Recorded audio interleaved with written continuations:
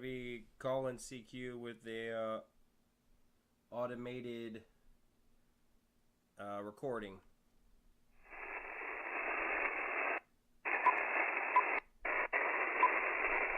CQ KO4KRB CQ Kilo Oscar 4 Kilo Romeo Bravo CQ.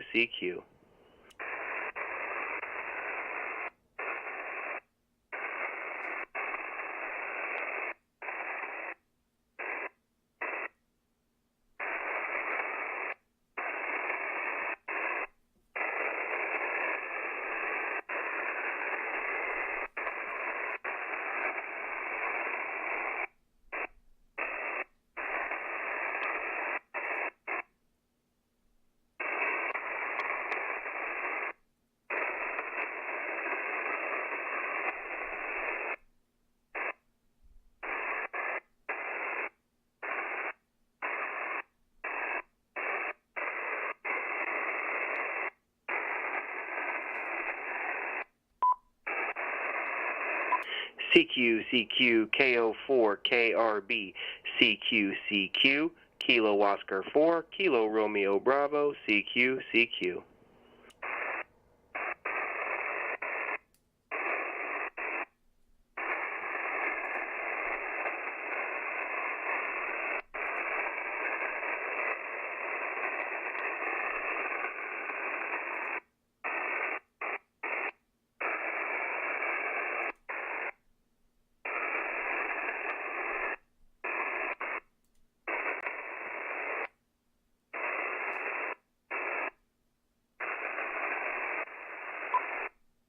CQ KO4KRB CQ Kilo Oscar 4 Kilo Romeo Bravo CQ.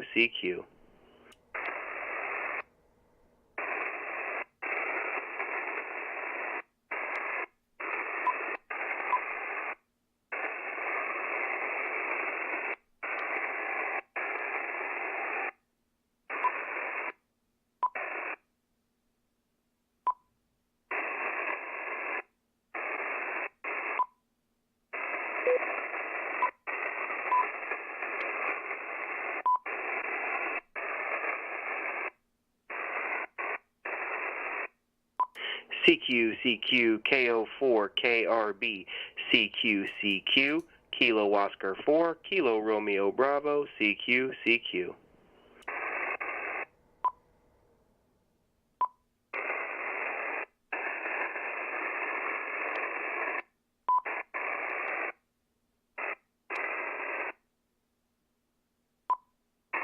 CQ KO4KRB CQ Kilo Oscar 4 Kilo Romeo Bravo CQ.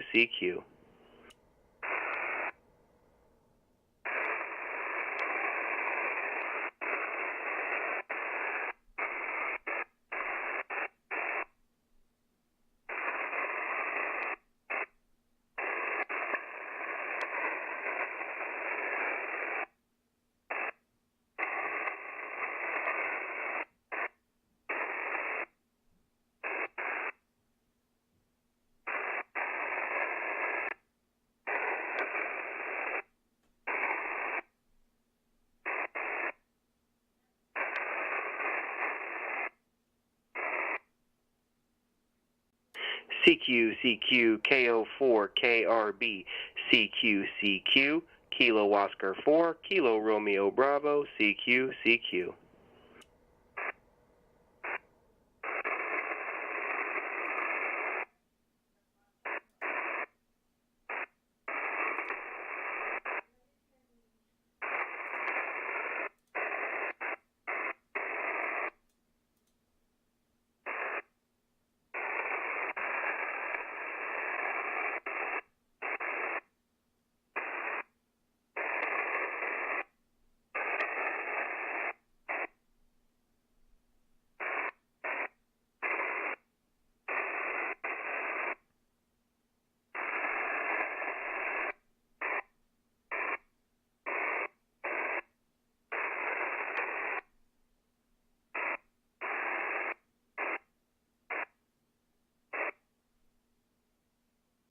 CQ KO4KRB CQ Kilo Oscar 4 Kilo Romeo Bravo CQ.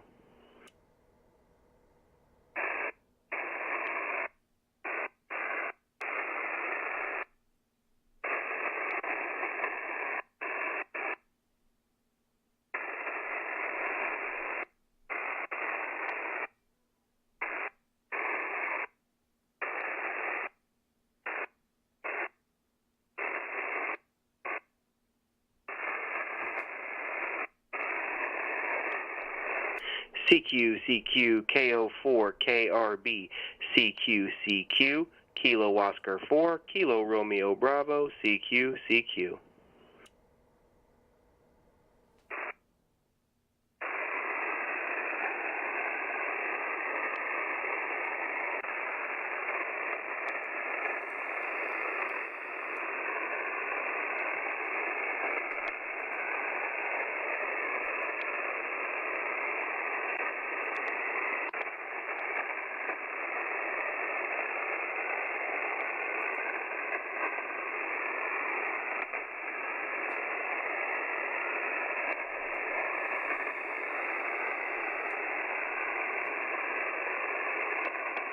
One more.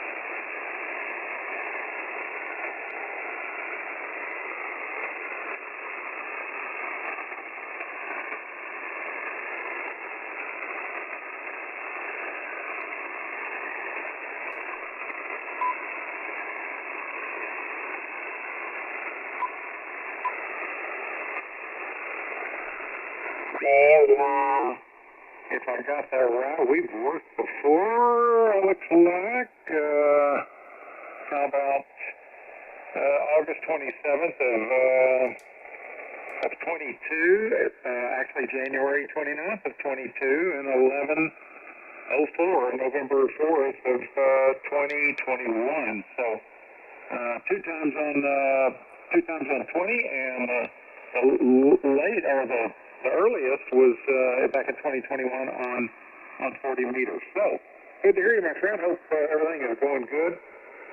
Just got on the radio. You're the second contact of the evening. I've been in there watching an old movie with my wife called Whatever Happened to Baby Jane with Betty Davis and Joan Crawford. What a couple of old-time actors, doing their thing.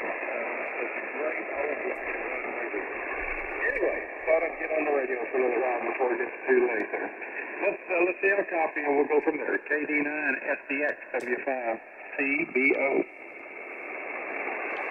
W5CBO, KD9SDX. Yes, I remember working you before, and I'm still in the paper log, but in my mind, I do remember working you before, and I'm going to have to set myself up with the computer logging from the ARRL because, well, we got a computer and just learning how to use it. So that's what I'm going to be. That's what I'm going to be doing, and you can see my check on QRZ, ICOM 7300. I have that LDG AT1000 Pro 2 Auto Tuner, and right now I'm probably doing somewhere between 500 and 600 watts with an Ameritron AL811 amplifier. And you're having a very nice signal. You're like peeking out at 10 over 9, and actually a Q5 signal. W5CBO KD9 SDX. Okay, very good. And, you know, I didn't mention my name because as I was looking at the logbook, I thought you might have already heard it or knew it from making contact. My name is Dick, Delta India Charlie Kilo, if you're not sure or didn't remember or didn't have anything handy there to look it up. So, name is Dick, and I'm out here in the Dallas-Fort Worth area. I'm about, actually, to be more exact, I'm about 30 miles northwest of Fort Worth, a little small town out here in the country called Springtown, Texas. Just far enough away from the Dallas-Fort Worth area that it's nice out here, nice and quiet. Just had a good rainstorm blow through pretty fast. Had a little bit of hail. I did hear some hail hitting the window out here in the shack while I was talking earlier. But it's all gone. It's all out in East Texas now, moving across pretty fast. So that's the story there. And I see a lot of it up north of us. You guys may get some of that, huh? Or may sweep across there and get you guys later on. But right now, it just is out in far East Texas right now, pretty much. So anyway, good signal. 59 plus 10, Linus. 59 plus 10. So good audio. The rig sounds good. You probably heard what I'm running here if you listened a few minutes ago. A little Russian-made SDR radio I've had for 9 months called the Sun SDR2DX. There's a picture of it on my website, so stop by there, take a look at it. And the amplifier is an ACOM 1000 running about 600 watts. And the antenna is a TH7DX high gain. It's up around 55 feet and does a pretty dang good job. I've had it for about 17 years now up on a tower, and it's performed admirably. Linus, KD9 SDX, W5CBO. W5CBO, KD9 SDX. Now, I did hear, and your radio sounds phenomenal, and I'm just running that Alpha Delta DX EE fan dipole up at about 11 meters, 13 meters long, hung east and west. And I can just imagine how the signal would sound if I get a hex beam or something like that, or even get a dipole hung up, even higher. So the only thing that I think I can improve on right now would be the best thing would be the antenna, but sometimes, this one just seems to shine, but, to work some better DX, I think a directional antenna and getting it up from what I read, about 70 feet is pretty optimal for antennas probably for about,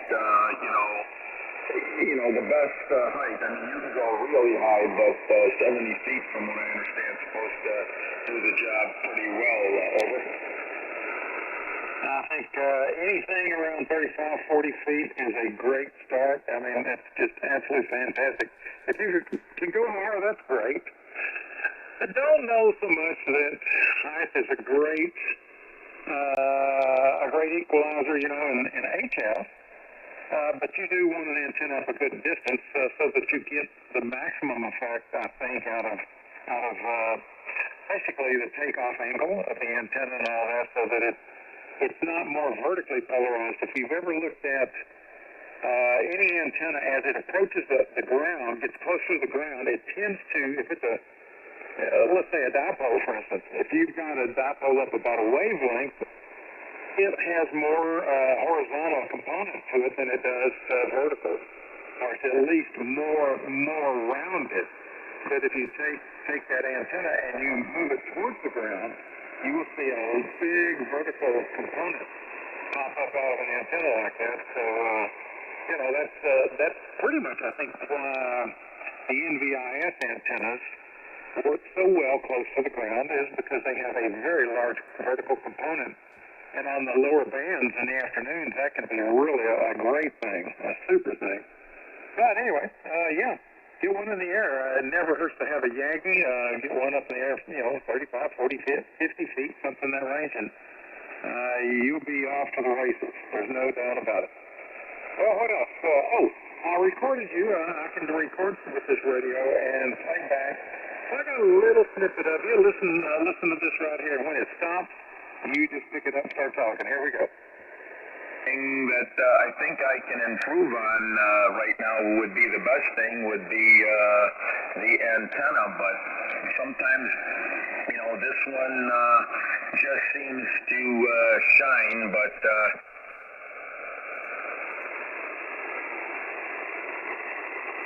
there you go.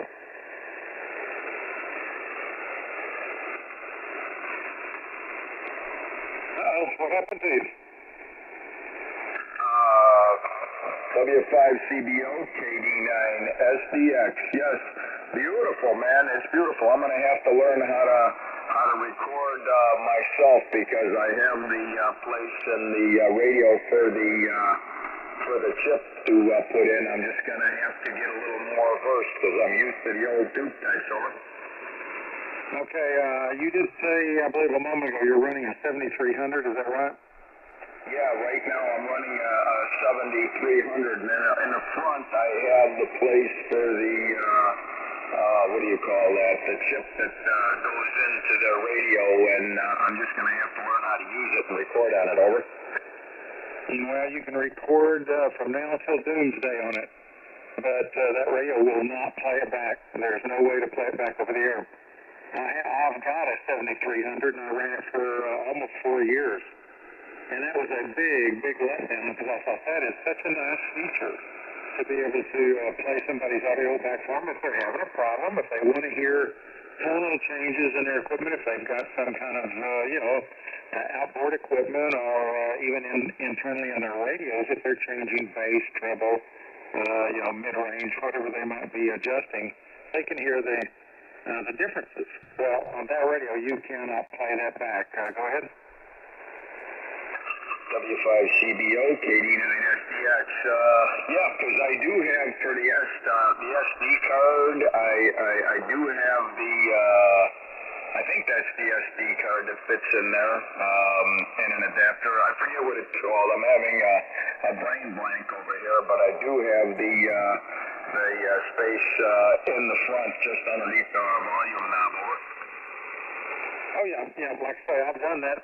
I bought the SD card, put it in there, and messed with it, and talked to numerous people who had the radios, and everybody was of the same opinion. There's nowhere in the radio to play back. You can play it back for yourself and listen to, for whatever reason that you might want to do that.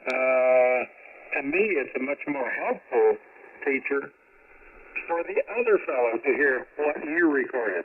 Not for you to hear what you recorded, but for them to hear what you recorded and play back so that they can hear issues or good things about their radio. So it's just one of those bad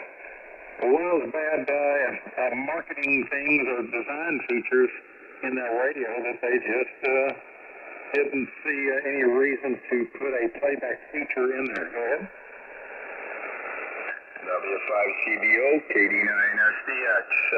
No, I did not know that about this radio, but I tell you one thing, I'm very happy that I did pick it up. Even if I get another radio, I think it will be another ICOM, one that's higher up, because the thing I like about this is I think this radio would also make good as a mobile unit. Over. Oh yeah, there's no doubt about that. I've got I could use mine in the mobile. I have not done it, but I have another radio very, very similar to it, except it's the Yaesu FT991A. And of course that radio not only has HF and all that, but it's got VHF and UHF in it also. So kind of the shack in the box, as they call it. That radio is a real nice radio too. I just don't have enough space in my car to mount something unless I really bought more of a SDR radio and had maybe bought a touch screen or something there that I could mount on a stand, in the passenger side, one of those little or whatever you call them, stands that would hold a small computer like a lap or an iPad or something like that. I guess you could do that. But I'm just throwing my radio on a pillow, sitting it in the passenger seat, and then I screw one of those ham sticks. It's made by Shark. The Shark ham stick style antenna. Those things work darn good. I've got one on the passenger trunk of my car. I didn't have to do anything except loosen the set screw, adjust the little stinger, at the top up there, set it for the best SWR, and one of my first contacts, after I set it up that night, it was getting late in the afternoon, and I got on there and I found out there was a guy in Brazil talking down the band. Well, I got on there, and I gave the guy a call, and he goes, I said, hey, I just set this station up, set this mobile up, and what do you think? And he goes, what do I think? He goes, you were 10 over in Brazil, and I thought, 100 watts? So that little antenna surprised the heck out of me. It did such a good job. W5CBO. W5CBO, KD9SDX. Yeah, that's what I'd like to do eventually, is set something up like that. And tell you one thing, that's a Meritron AL811, an amateur, that's older than me. I'm 66. That's older than me, huh? About that. That's pretty funny. He worked everything, all the countries and stuff, and I was over in the ham shack, and I was talking to him, hey, what do I need, and he told me get one of these LDG AT1000 Pro2 auto tuners. I'm like, okay. Another friend of mine told me get one of those, what is this, a Samlex power supply, SEC 1235M, I believe that's a 30 amp power supply, so I got that. And then this amplifier, and I also have the Meritron AWM30, that peak reading SWR and watt meter up on top of that, along with a Delta 2, one of those coax antenna switches, and nothing super fancy or something or anything like that, but it seems to work, and I don't know, maybe the next step might just be a hex beam or something like that, because I really would like to start to be able to work some long path better, like over the poles and thing like that, and I'm hoping the hex beam would help me over. Well, it definitely would be a good move upward and forward and all that for you, no doubt about it. Antenna, I mean, the old saying is antenna, and ham radio. Get all you can. Whatever you can reasonably afford, get the best and get it up there in the air, and they will provide some of the best results in the world for you. And I mean, I've had dipoles running out my ears. I've had Yagis all the way back to the 70s when I got licensed, and just bar none, all the Yankees just always won out every category. But a good dipole up in the air, it's still hard to beat. It's very hard to beat. On a good night, if you've got it up in the clear air and everything, they're a great antenna for for a few bucks of wire and hook on it and throw it up there up high in the tree and then tie those legs off. Man, oh man, you can't beat them. W5CBO. W5CBO, KD9SDX. Yeah, once you get the dipole up, what is it, about halfway, is it halfway to full wave in the air, that they become bidirectional. I know the higher you get them up, the more they're bidirectional, and if you do that, what happens if you hang two of them like perpendicular to each other, make a cross up in the sky, and How far apart do you have to hang them so they don't couple if you put them on an antenna switch? Somebody told me that, about 10 feet or so ought to do it. Is that correct? Over? Yeah, probably a little close. It's probably a little close because, let me give you a for instance. I have a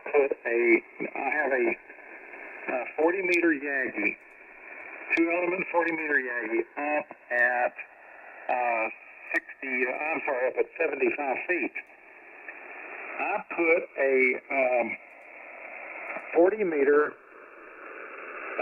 inverted V 15 feet below it. One of those radio waves. I'm trying to think of the darn coaxial dipole. I put one of those about 15 feet under it. If I turn the Yagi certain headings, the SWR would increase because it was coupling with the lower antenna. And then if I turned it perpendicular to it, it would drop down, but it was still higher than it normally is if there's no antenna there. So you really probably need to get it, a couple of wavelengths away, I would think, so that they don't couple. Go ahead. Oh, a couple of entire wavelengths away. Oh, okay. Then, I should probably look for a hex beam, but, if you got the hex beam with the 40-meter add-on, that's got to be pretty ungodly large, I would think. I didn't do the math to see, but that's got to be pretty large, over.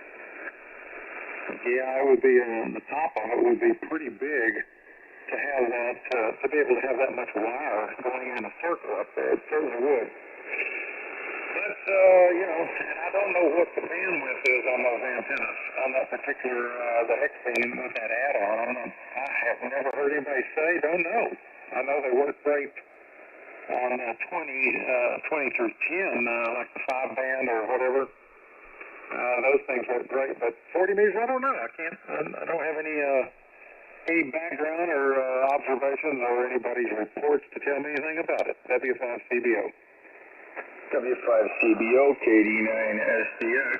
Yes, I'm rather new with these amplifiers too. On 20 meters, this amp works really good with this dipole. I've even worked a thinner section of 40 where I had to tune up on the air, and I didn't know that. Generally, I'd tune up into the dummy load, but I'm going to have to call the ham that sold me the amp, and he told me that there was a bridge in for the 10-meter portion of this amplifier. So does that mean the amp is open for 10 meters, or does that mean that I got to get in there and cut that green wire for the 10 meters? Over.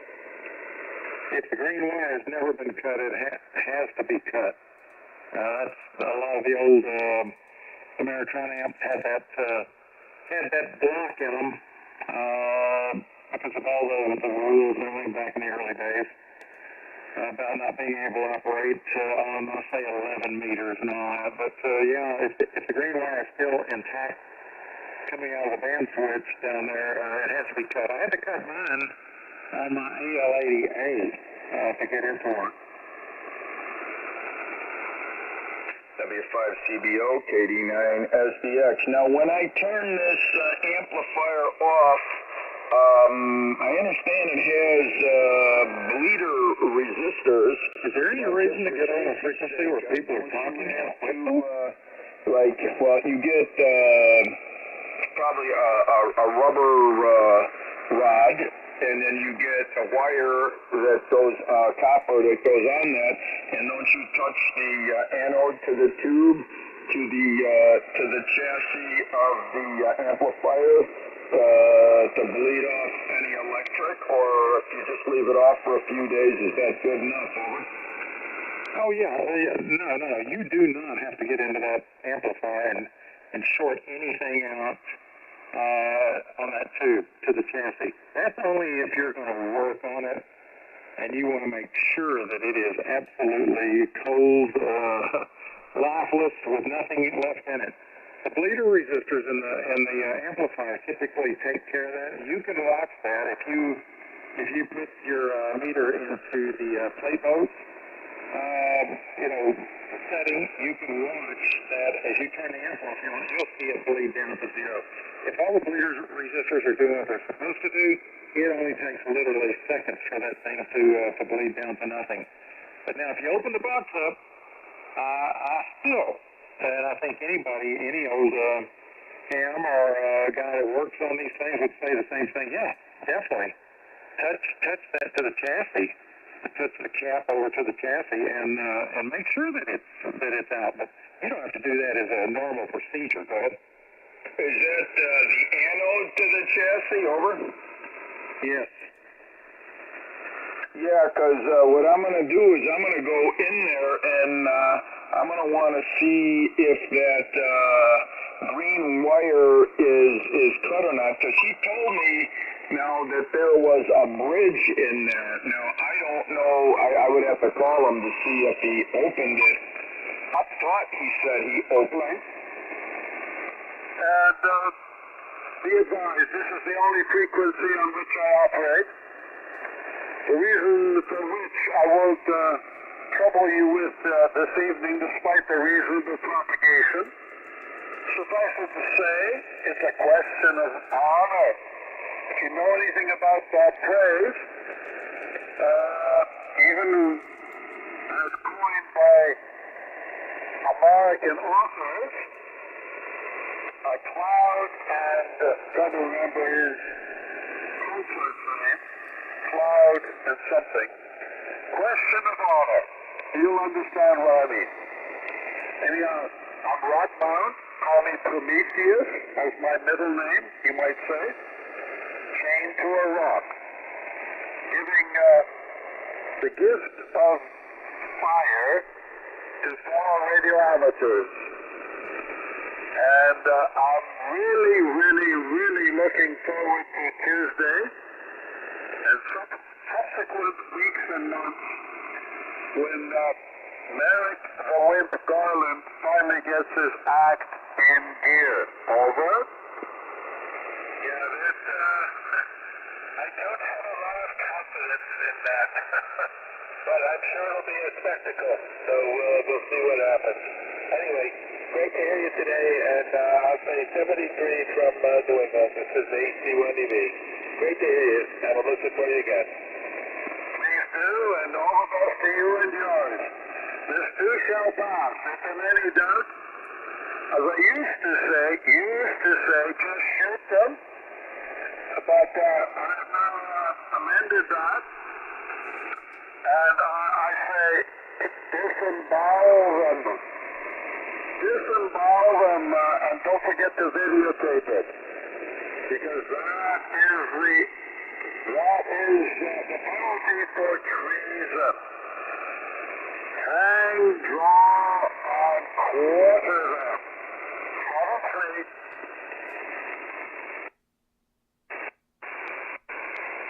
Kilo 5, Lima Victor Sierra.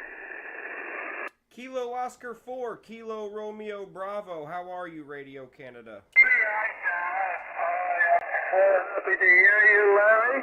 Larry, what do you say? Do you think Merrick the Wimp Garland is going to get hold of his dick and do something over it? Well, I predicted the indictment, if you recall. I recall, and you are an expert in the field, so I congratulate you and give you deference. And now the question arises, will the more significant arrangements take place shortly? You know what the Chinese say, may you live, how does it go? May you live into interesting times or whatever. It wasn't really meant as a compliment. It was meant as a warning. But, you know, I'll take either. At my age, Larry, I don't care which way it goes, as long as it's interesting. It's going to be interesting, over. Yeah, that'll be interesting. There may, in fact, be some coordination. I'd sure like to see some well-coordinated bombs striking here, particularly out of the state of, what is that state that I'm looking for? Georgia, I believe. Excuse me. My third, brandy and, some milk, some, cream for coffee. My poor man's, Benedictine, you might say. You know what that means. Most of the listeners won't. Larry. I find it interesting. Because it's about time our smoke brethren, how should I put it? Took a blow for justice and equality and so on and so forth. I mean, when I think about it, and I'll make an admission against interest, Larry. I had a girlfriend from Guyana. Jeanette was her name. God bless her. She's dead now. And I saw her skating at the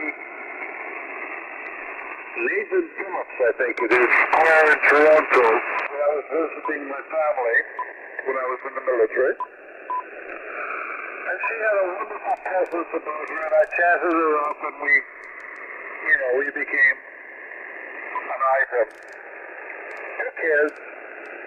Oh, 3 kids. 3 kids. You don't even know how many kids you have, okay? So full of shit. I invited her to my graduation, Larry, which was unheard of. The white Anglo-Saxon Protestant pricks who were lording it over Canada at the time, and still are in many ways,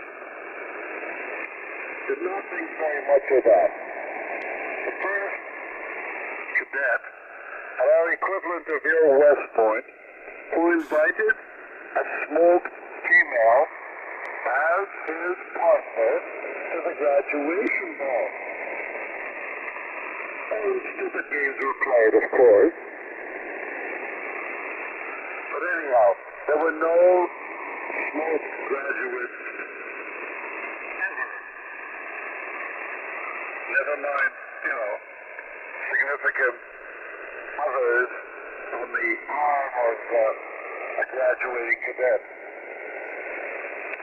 But I tell you, I'm really, really, really pissed off with the white Anglo-Saxon Protestant pricks lately. And I hope that orange one of yours is royally hammered. But not only him. Our bar goes down, and a handful at least others who have fucked around like they did previously in the Nixon administration. I hope they all go to jail. Over. Kilo Oscar 4, Kilo Romeo Bravo listening. And I hope anyway, we've got 2 more big ones coming up, and who knows how many little ones are going to infest this guy. He's guilty as hell. And unfortunately, your friend from Pennsylvania earlier this afternoon is just completely mistaken about what's going to happen. Roger. In case you don't know, the 3 ATF, Alex, actually acquitted himself very, very well on EHAM, I think it was, maybe even on QRZ, but certainly on EHAM. When, he was a quick study in very short order. He figured out who was wearing the white hat and who was wearing the black hat. And stated so to his eternal credit. So I appreciate, and I appreciate it only today, that he is a right-winger. You know, I'm not the one to be the judge of his political persuasion in America. I'm not very political myself, despite what some of the listeners would maintain. But you know, he did the right thing at the right time. Just like Barr did, and just like the vice president did. But of course, those two are, you know, beneath contempt. Because you did the right thing once doesn't excuse the dastardly deeds you did a dozen times before. Let me tell you what he was doing. Barr isn't charged. Your brethren and very distantly mine should give up their license, Larry, over.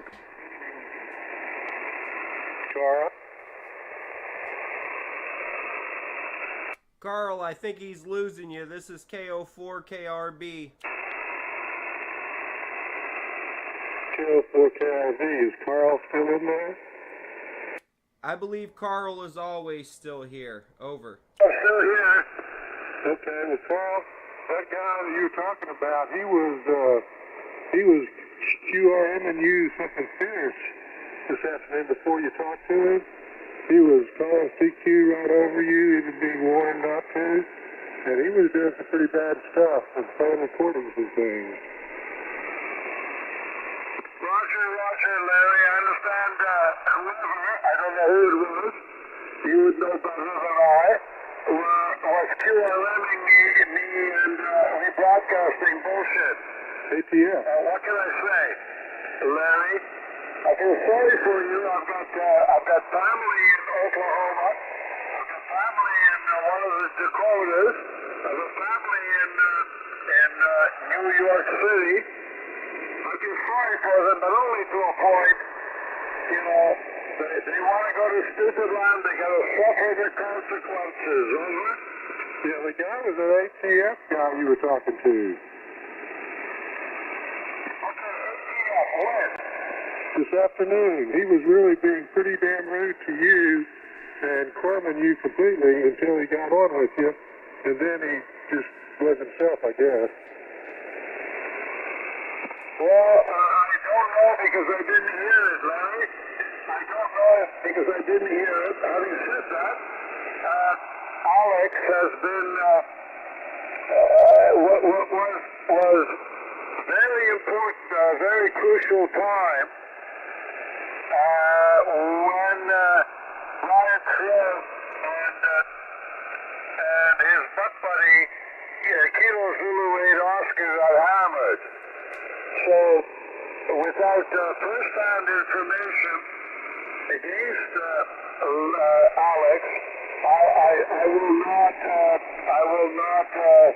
take issue about it.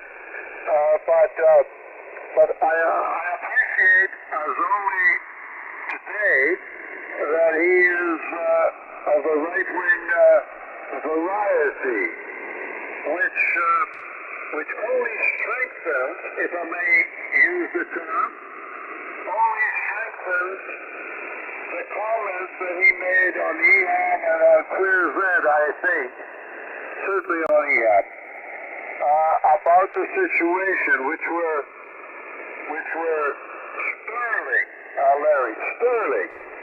So it's going to take a little while to persuade me. A lot of evidence, and you would appreciate that as a lawyer. It'll take a little while and a bit of evidence to persuade me to question Alex's position. Over.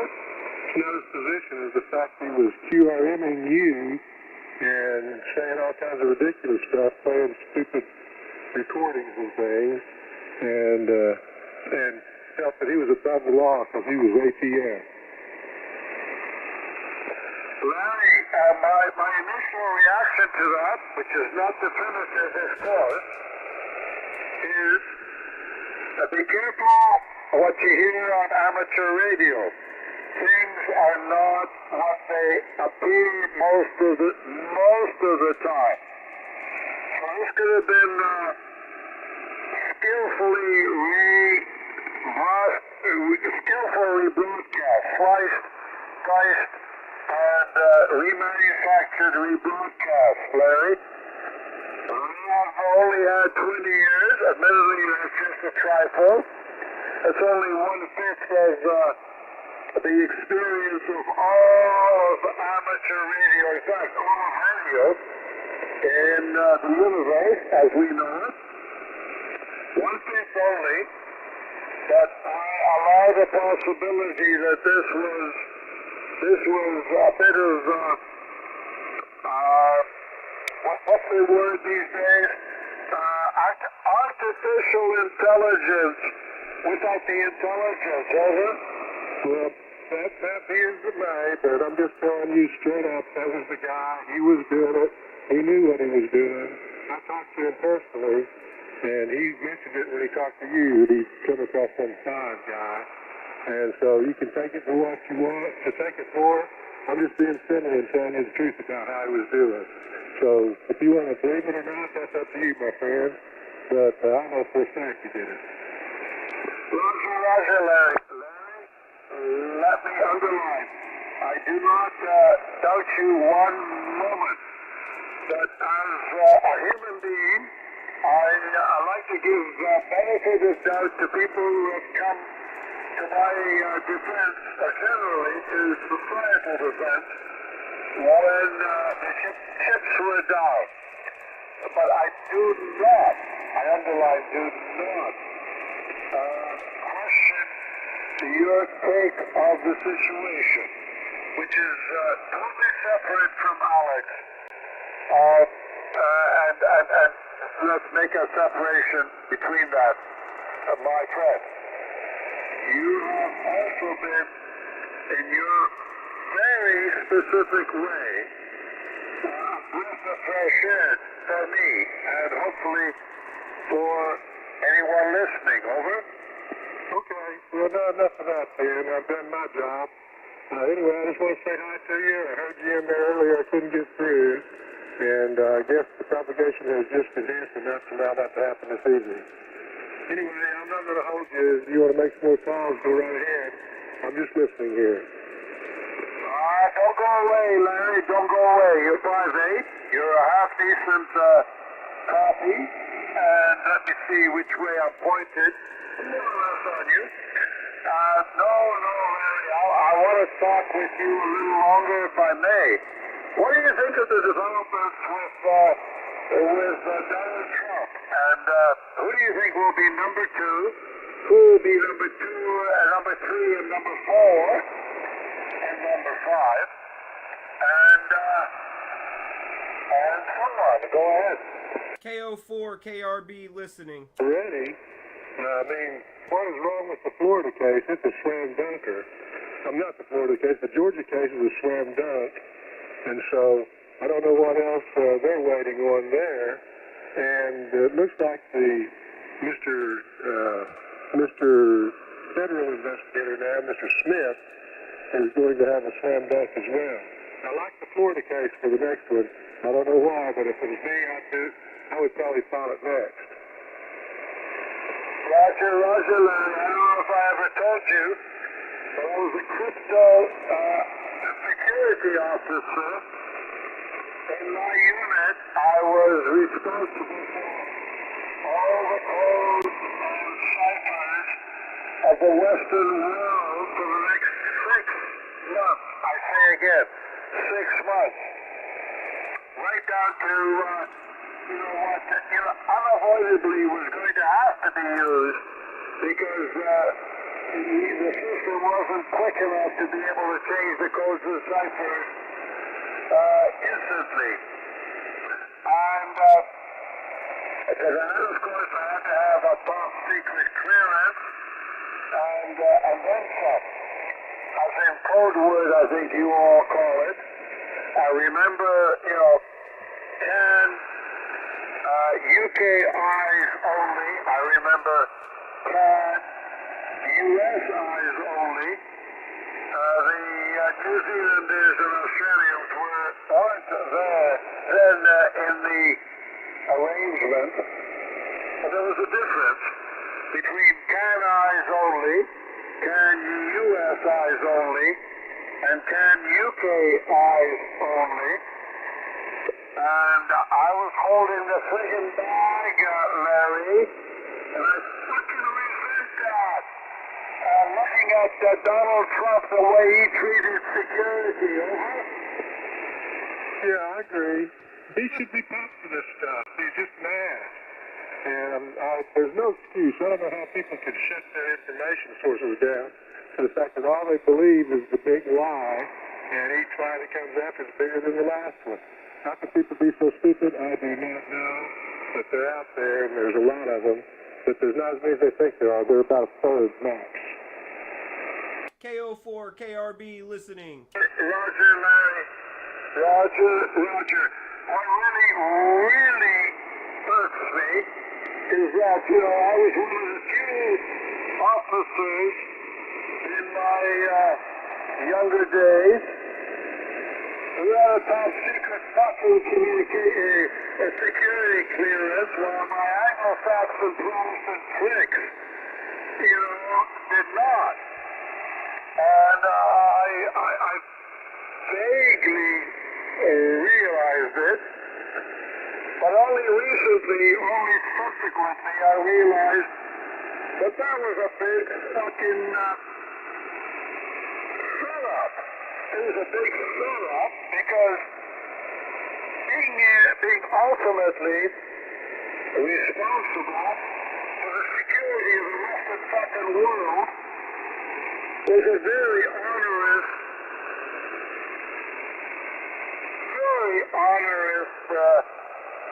weight. And these white Anglo-Saxon Protestant pricks didn't want a top secret security clearance, never mind code word special, some of which I am still not allowed to mention, on the penalty of the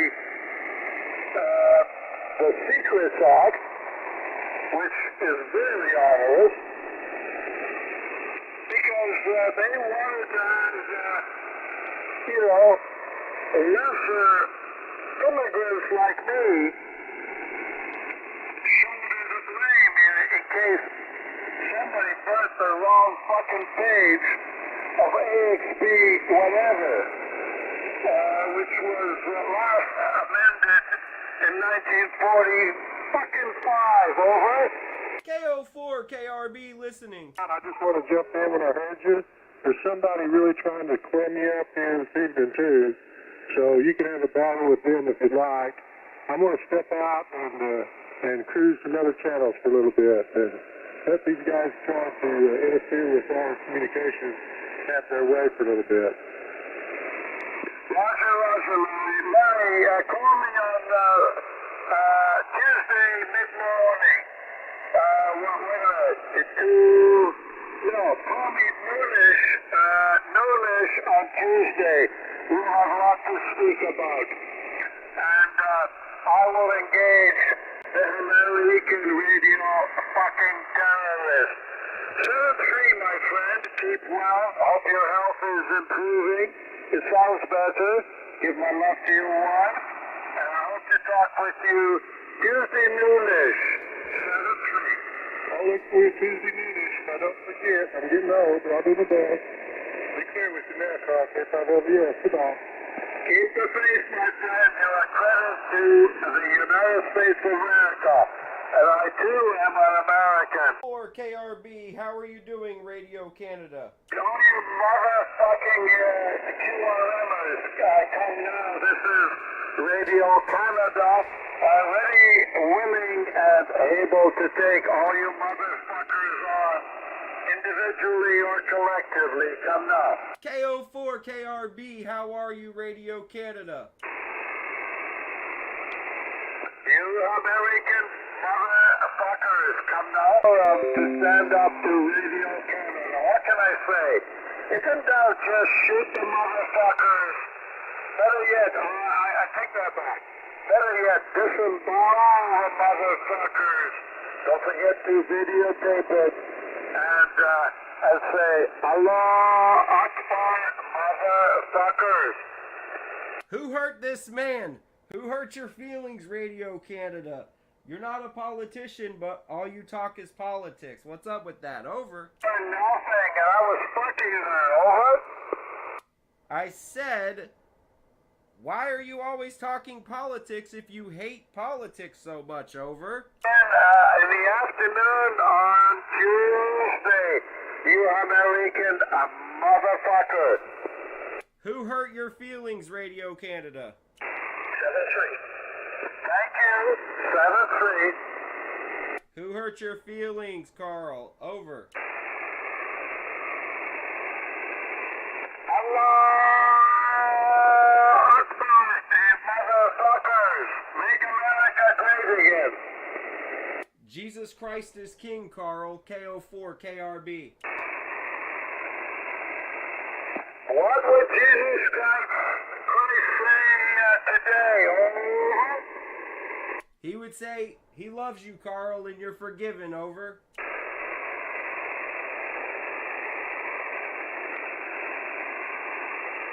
If in doubt, just shoot them. Oh, I take that back. I take that back. If in doubt, disembowel the motherfuckers. And don't forget to videotape it and say, Allah Akbar, motherfuckers. Call me Prometheus. KO4KRB. Prometheus, indeed, Prometheus. This is Prometheus, over. You are not Prometheus. You are Carl, otherwise known as Victor Echo 7 Kilo Foxtrot Mike. Negative. My name is Prometheus, over. That is a good name, Carl. I was just wondering, how are you doing on this lovely Sunday evening? I'm doing okay, but I can barely hear you, over. Where are you? Give me the state, over. You already know. Florida. Foxtrot Lima, baby. Roger, Florida, the cesspool of Florida. Did you know that there's a $20,000 reward? Dead or alive, $20,000 reward, dead or alive, for information leading to the prosecution and conviction of the person or persons who sending white powders like anthrax through U.S. and Canadian mails. $20,000. Contact your nearest FBI for further information, over. Who cares about $20,000? Over. You're right. Who cares about $20,000 in the life scheme of things? If Donald Trump's daughter would suck my cock, I would take away that $20,000 reward. I don't think she eats baby food, Carl. There's something about something or other. Do you have a daughter with big tits? That is the sine qua non. Big tits, and possibly with large ears. Let me explain. Large ear because she doesn't know whether to suck or blow.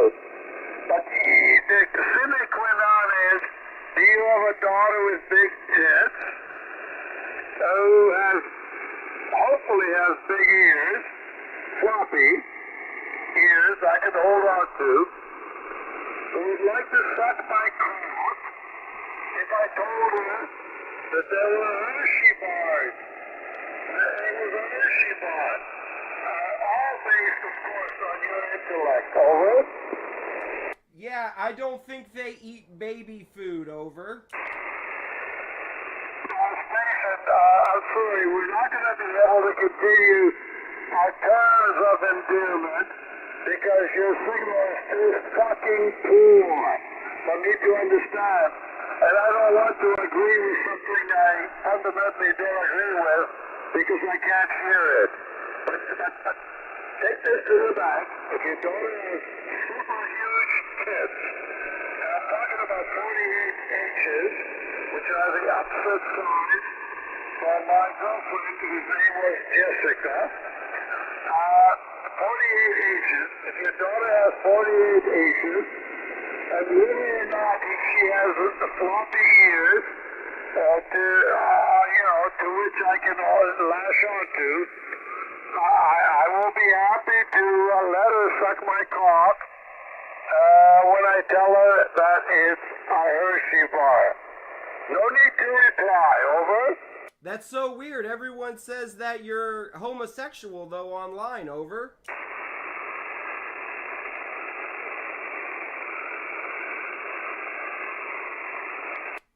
I guess you can't hear me. But everyone says that you have a boyfriend for a significant other, that you're not into women. Is that not correct, over?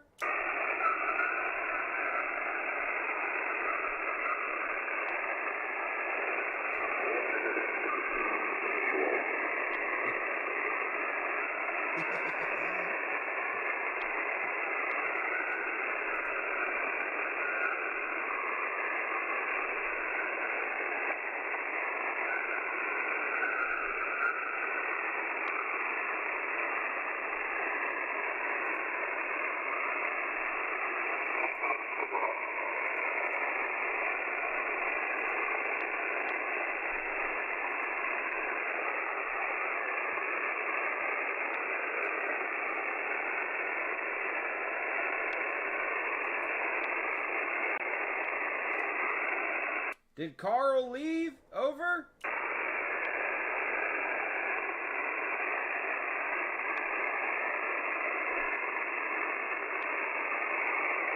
I guess his gabapentin kicked in finally. Over.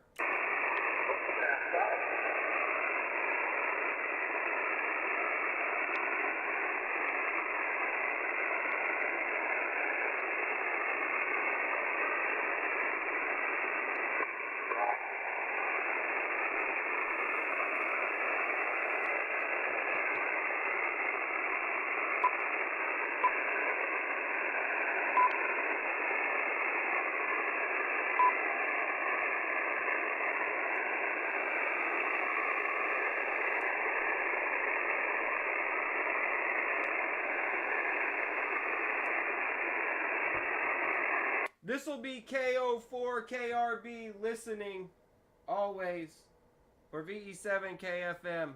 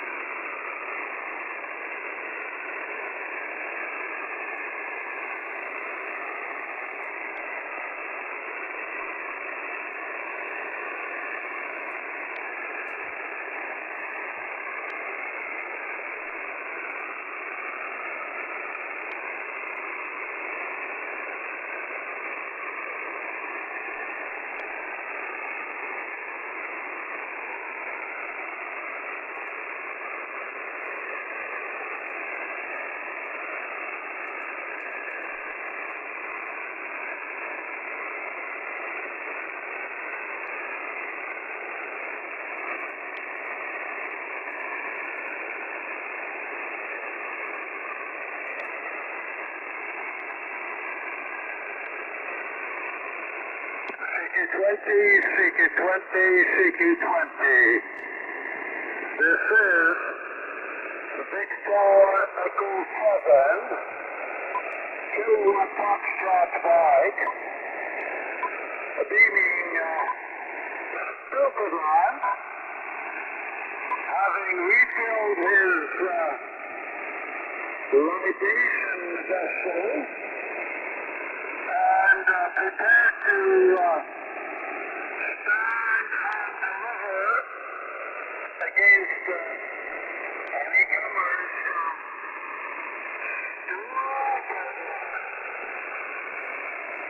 KO4KRB, how are you, Carl? Over. The frequencies have been used. The noises and the words and phrases and semi-articulate, indeed articulate sentences you're hearing, contact, all in your head, but not entirely generated, if you understand the drift. Over. Are we talking about demons? Jesus Christ is King, KO4KRB, over. I understand maritime mobile net. You can suck my cock. Better yet, if you have a daughter with big tits and floppy ears, you can ask her to suck my cock. Because I'm sure with your intellect, she would understand what to do when I tell her that my dick is my Hershey bar, or is a Hershey bar. And as a naval officer, as someone who went to sea in ships for a living for more than a decade, you can go fuck yourself. What do you think of that, over? I thought your preference was men, over. He is a nasty son of a bitch, isn't he?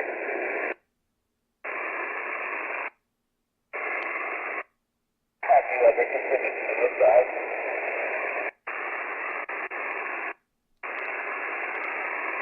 Away and away with a house, pipe and drum. Here we come, full of rum, looking for women to paddle the bum in the North Atlantic Squadron. By the way, I was a member of the North Atlantic Squadron when it matters, you motherfuckers. Contact.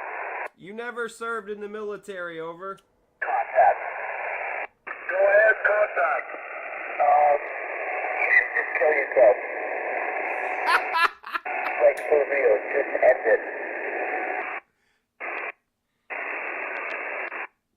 Carl, did you hear what he said, over? Your transmission or a mixture, but Donald Trump is stupid. Tell me something I don't know, over. Your preference is men, over. I agree with you there. Walter, you agree with that? Okay. There are several, just for your information, there are several stations talking at the same time. The usual American fuck guys, you understand? But you know, away and away with a pipe and drum, here we go.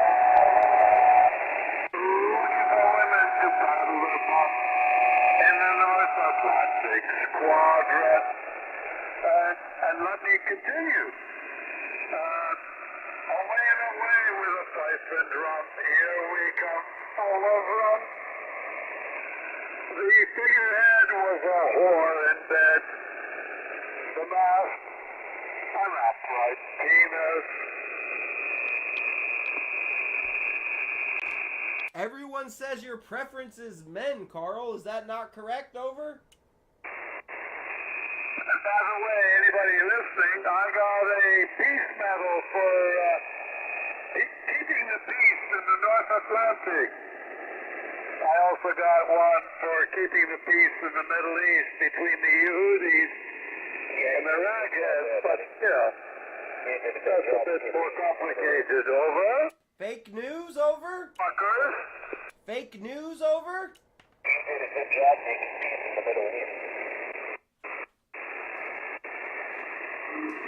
What about the Middle East? I said you did good making peace in the Middle East and no wars at all. Okay, very, very poor copy. I don't even know if you're for or against me, but it doesn't matter. I love the interaction, over. Neither. I'm just talking to you. I got nothing to do. Just talking to some fools on the radio.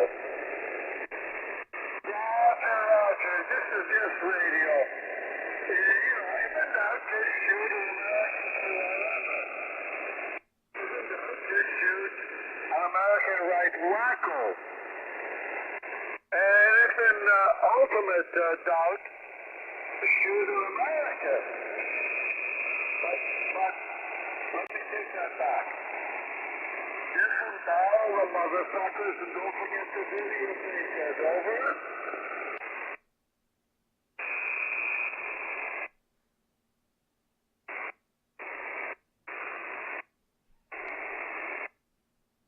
Contact.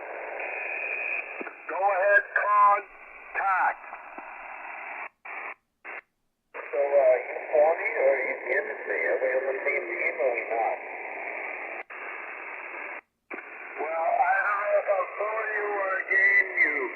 I'm hearing you very poorly. If you have a daughter with big tits and floppy ears, I'm all interested because I'm sure with your intellect, if I tell her my dick was a Hershey bar, she'd suck on it. Over.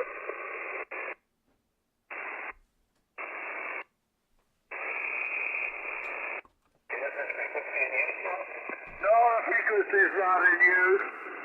The voices and words and sentences, some of them are actually quite articulate that you're hearing, are all in your head.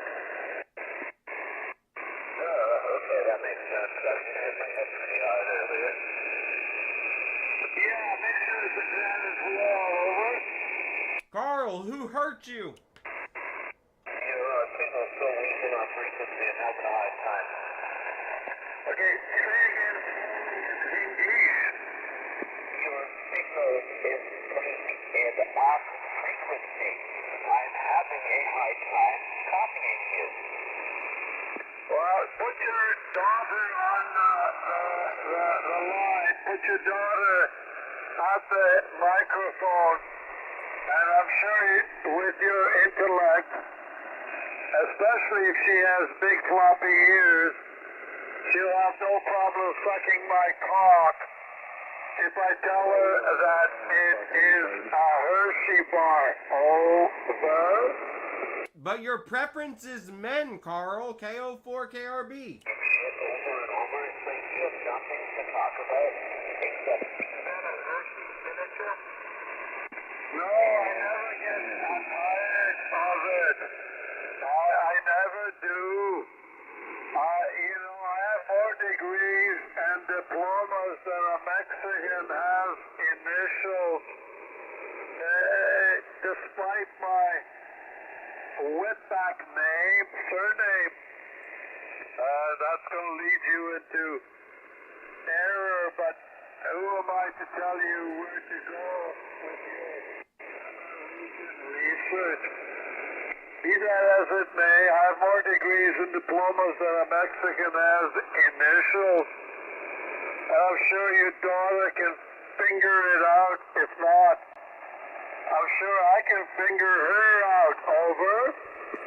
My daughter is underage, you sicko. Over. I got more fucking degrees than Tim from the Chinese bubble, so don't even get started with me. I got degrees and stuff and you don't even know how to spell, buddy. So, you should probably know what you're talking to before you open your goddamn cookie mouth. Okay, I seem to have met my match. You have more degrees than I have.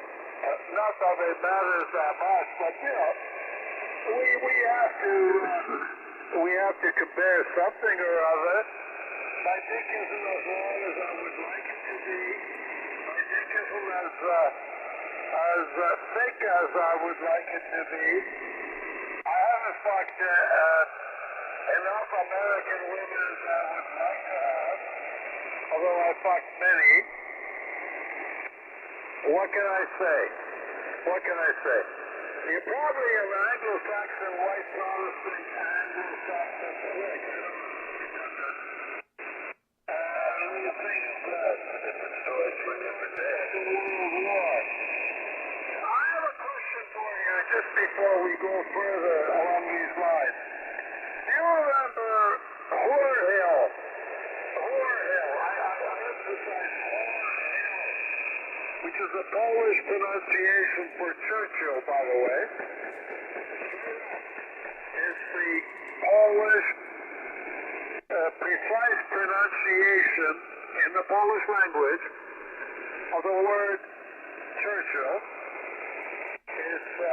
It's Whore Hill, but the Poles didn't realize what it meant until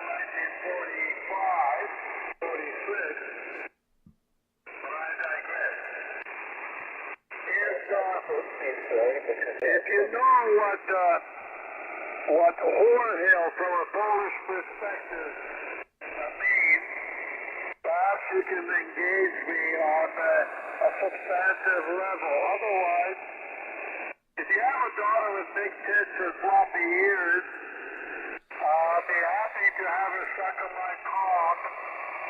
After I tell her that it's a Hershey bar, over. Your preference is men, though, Carl. Over. Who is this guy? Is anybody else on the frequency? Correct. There are more people on the frequency. Constantly, whenever he is. Is this frequency? Wait for it. Is this frequency in? Look up a question of honor. It's a question of honor, and you will begin to understand what this is all about. You motherfuckers. Is this frequency in use? This frequency is in use. The voices you're hearing are a figment of your fucking American imagination. Over. USL, over. KO4 KRB. Carl, did they not say your preference was men, or is that not true? Is in any doubt, she's an American. And Allah Akbar, you motherfuckers. Jesus Christ is king. Is this frequency in use? This frequency is used, and Jesus Christ is still king. KO4 KRB. My bro, you've been sucking too much of Brian Crow's K3 Vomit Radio's cock. Over. What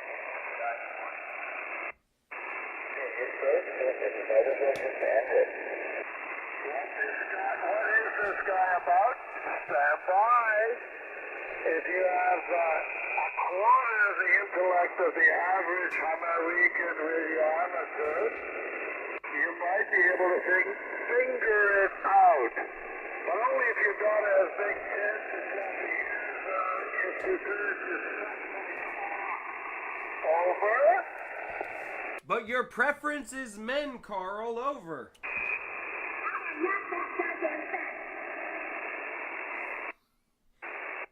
Any of Ross Riley, Hollingsworth West,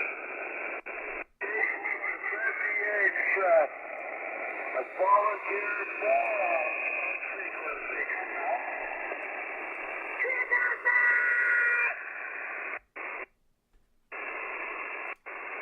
Second call to Ross Riley's K4ZDH volunteer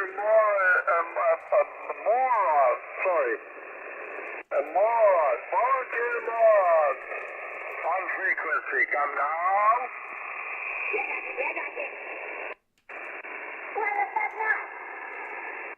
Last call to Riley Rock, Hollingsworth West, K4ZDH, the volunteer moron. Frequency, come now. This is KO4 KRB. Are you still there, Carl? Over. Nothing heard. Forever call forever hold your peace, you motherfuckers. Kilo Oscar 4 Kilo Romeo Bravo. Still looking to QSO with you, Carl. You there?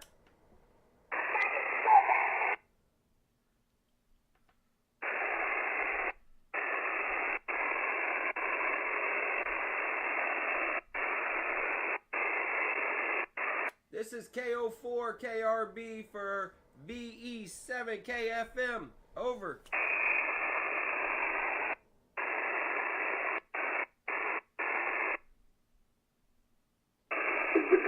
Is the Canuck finally gone? I think he's still here. He usually just hangs around. Over.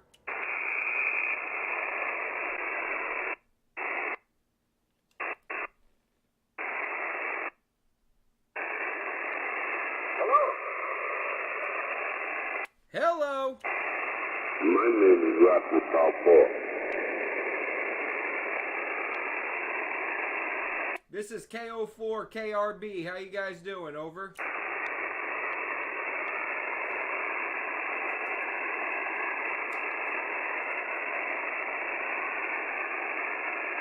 KO4KRB listening.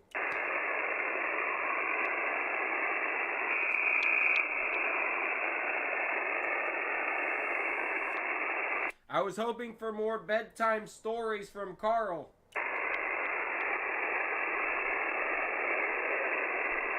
I love hearing his crazy made-up stories of how he had access codes and all this other stuff. I wanted to hear more, Carl. Come on, over.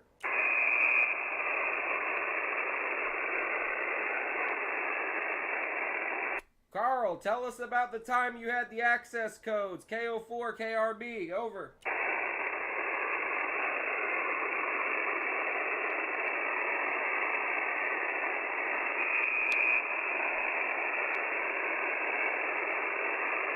Carl, tell us about the time you saved Money, Benny, and Odd Job, please.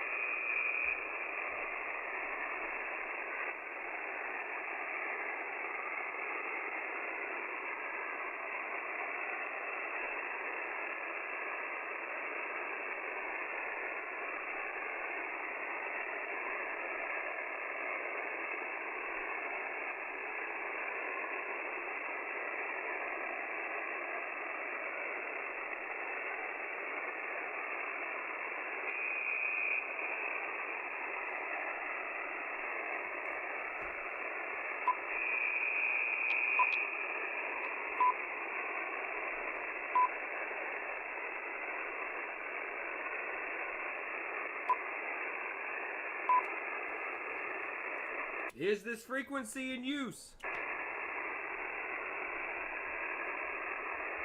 Is this frequency in use?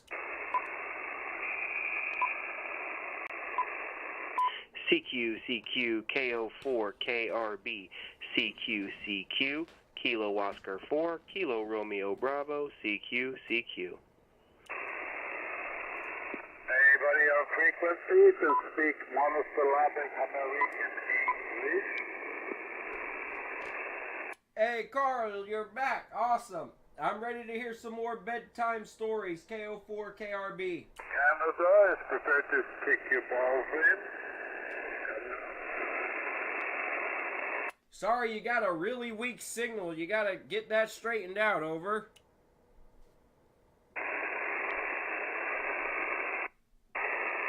He's got a weak brain tonight, motherfucker. Carl, tell us more war stories, over. American motherfuckers, come now. He likes to pretend like he can't hear people, but he responds. And then he'll say some quip about a daughter, even though he prefers men. I don't understand it. Why? I just want to hear war stories before I go to bed, over. Okay. Wiki squeakies. What can I say?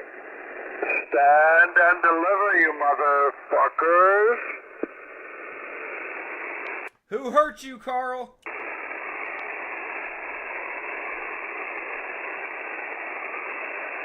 Carl, who hurt you?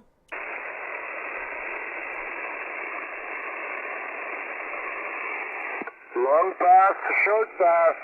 Come now, motherfuckers. Kilo Oscar 4, Kilo Romeo Bravo for Radio Canada. Can you hear me, buddy? I can hear somebody addressing Canada, but I'm not sure you're outside. So prove to me your bona fides. Show me your Valorum. Over. Jesus Christ is King. Over. Never mind invoking JC. What would he say if he came down to Earth?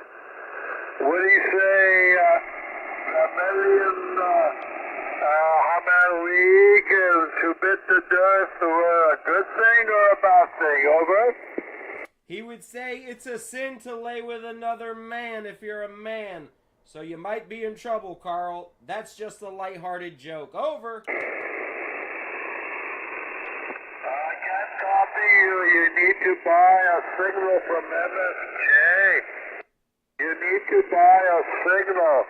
If in doubt, ask Brian Crow, K3 Radio, if you can suck his cock. Over.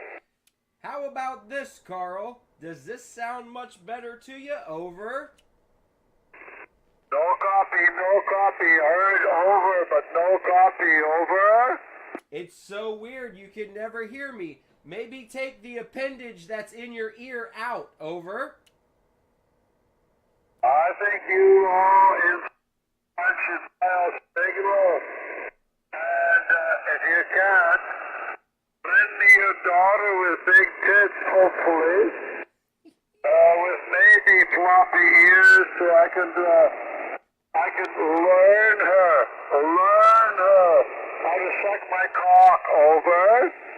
Everyone says your preference is men. You love men. That's what they say. Over.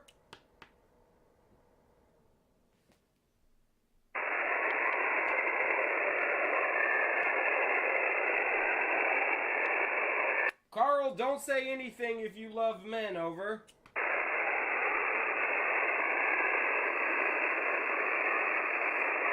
Do something good for amateur radio. Shoot an American amateur QRMer. Do something good for America. Shoot a right winger, as in Trump supporter.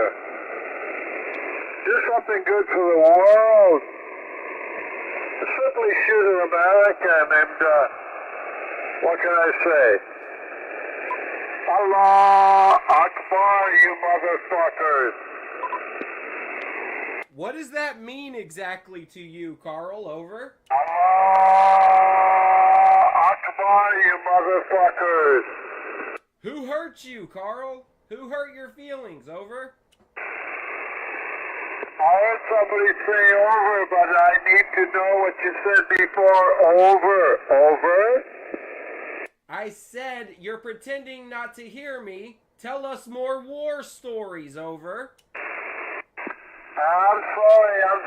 There are several stations QRMing you. No doubt, American motherfuckers. What can I say? I'm sorry if I mentioned as a marksman to just shoot you, in the center of mass, which is typically below for most of you Americans. I wish to apologize for that. I wish to retract it. Unring the fucking bell, you motherfuckers. What I suggest instead is disembowel the motherfuckers. Don't forget to videotape it for lots of clicks on the World Wide Wasteland, including the dark web. What can I say? Allah Akbar, you motherfuckers. Carl, who hurt you? Over. I agree. At a certain level, I agree with you, Station. I agree. Have you thought of putting a 45 ACP to your forehead and pulling the trigger and saying MAGA?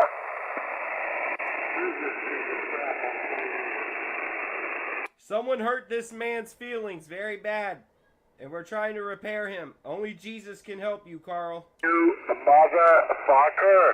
Only Jesus can save you, Carl. It's over? Only Jesus can save you, Carl. There's still time.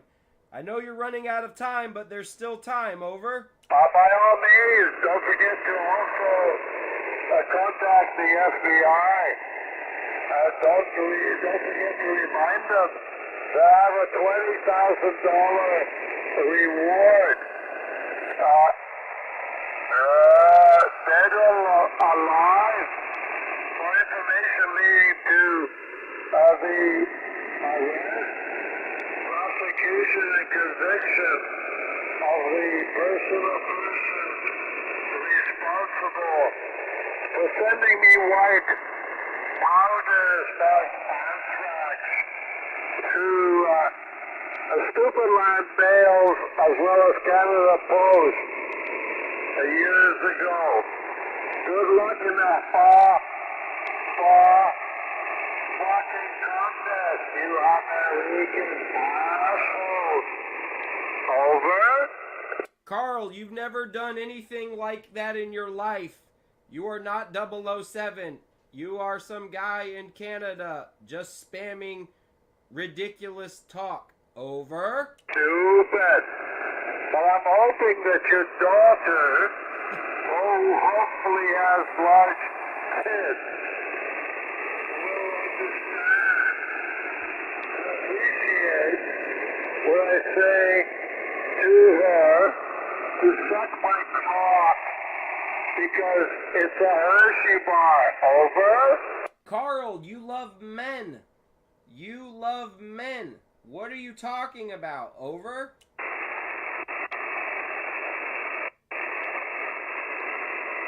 Allah Akbar, you motherfucker. Anybody else? Carl loves men. Over. Somebody said over. I may have tripped over you. Go ahead, the over station. Go ahead. You love men. The station who has the balls to say over, come again. Over?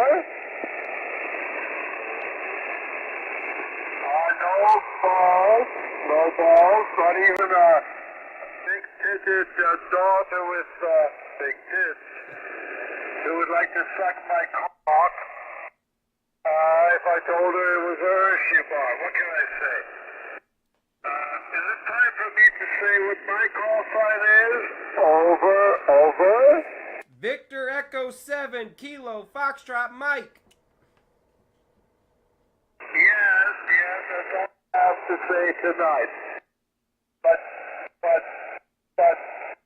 do you have a daughter with big tits?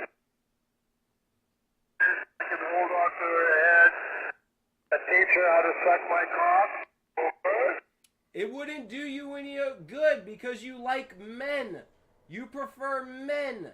Over. Yes, you want my call sign. Well, I hate to inform you that this is my Canada on which I stood on guard at the height of the Cold War when I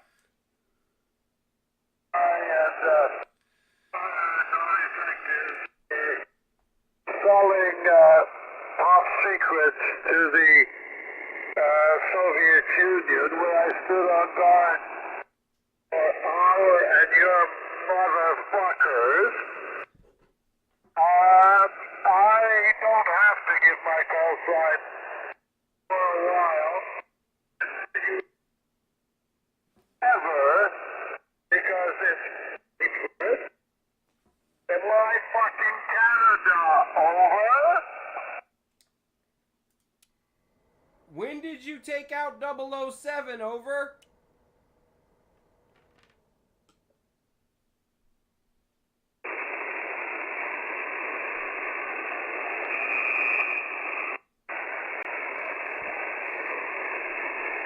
Both of those fucking Canadians were not cleared to Rumor. Over. You are disgraced to Canada. Over. Both of those Canadians, some of whom were my fellow officers, were not cleared to Rumor. You motherfucker. Who hurt you? Over.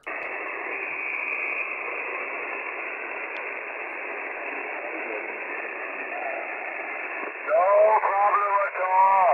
You American motherfuckers. Make America great again. You motherfuckers. I stood on fucking guard on you American assholes while Donald Trump was giving away the farm. You fuckers. You are in a retirement home. Over.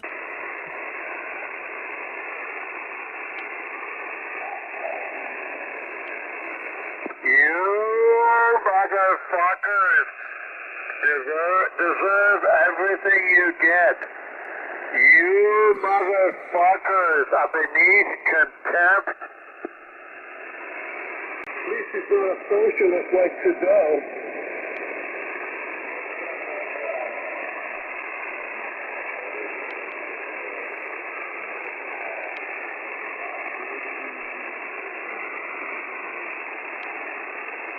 You motherfuckers can't hear me because I'm rattling the fillings in your fucking tooth.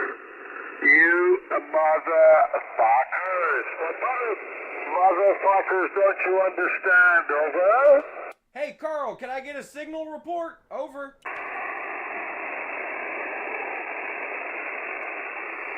Roger, my vocabulary is beneath first grade.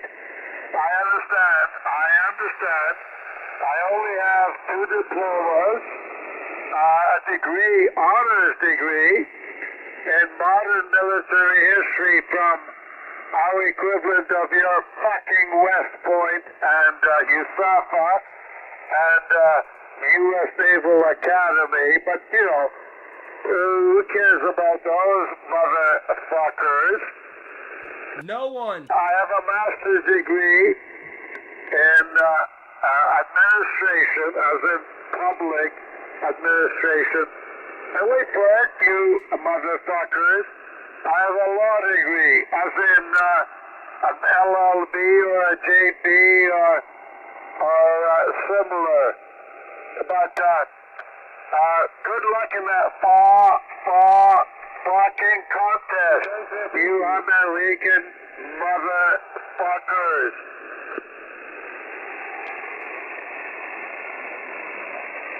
Hello, station calling me Carol.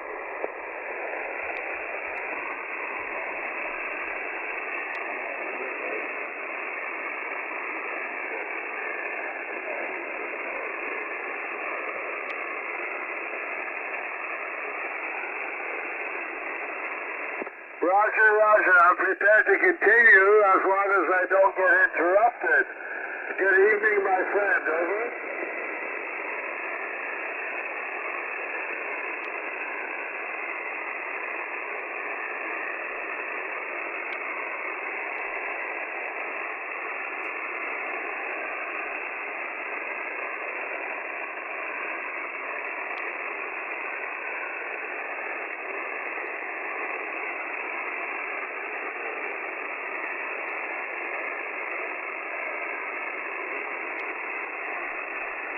Provisionally, Kilo November 0, Echo November Oscar, Buford, thank you very much.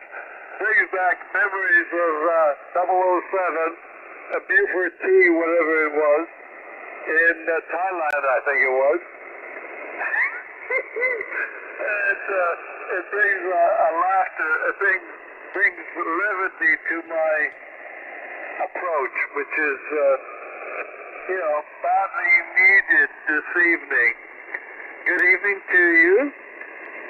Thank you very much for the call. What was the hook? Oh, there was the hook. I forget the hook. Over.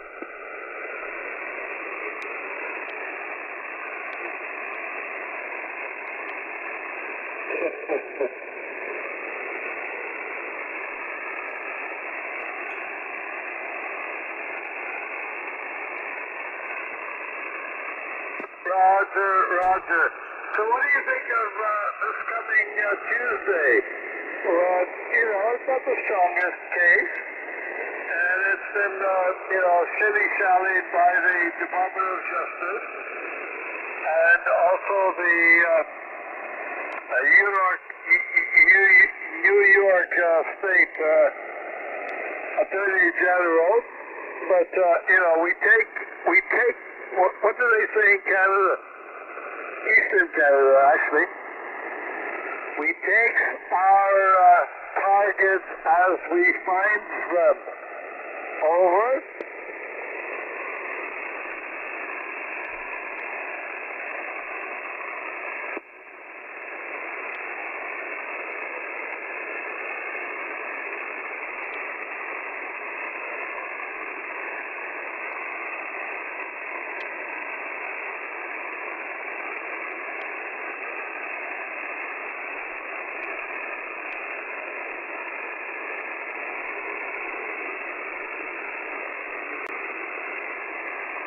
Well, my friend, I hate to agree with you, but you're right.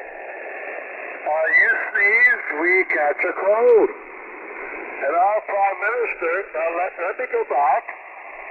When I was in the military, although, my detractors say I never served, of course,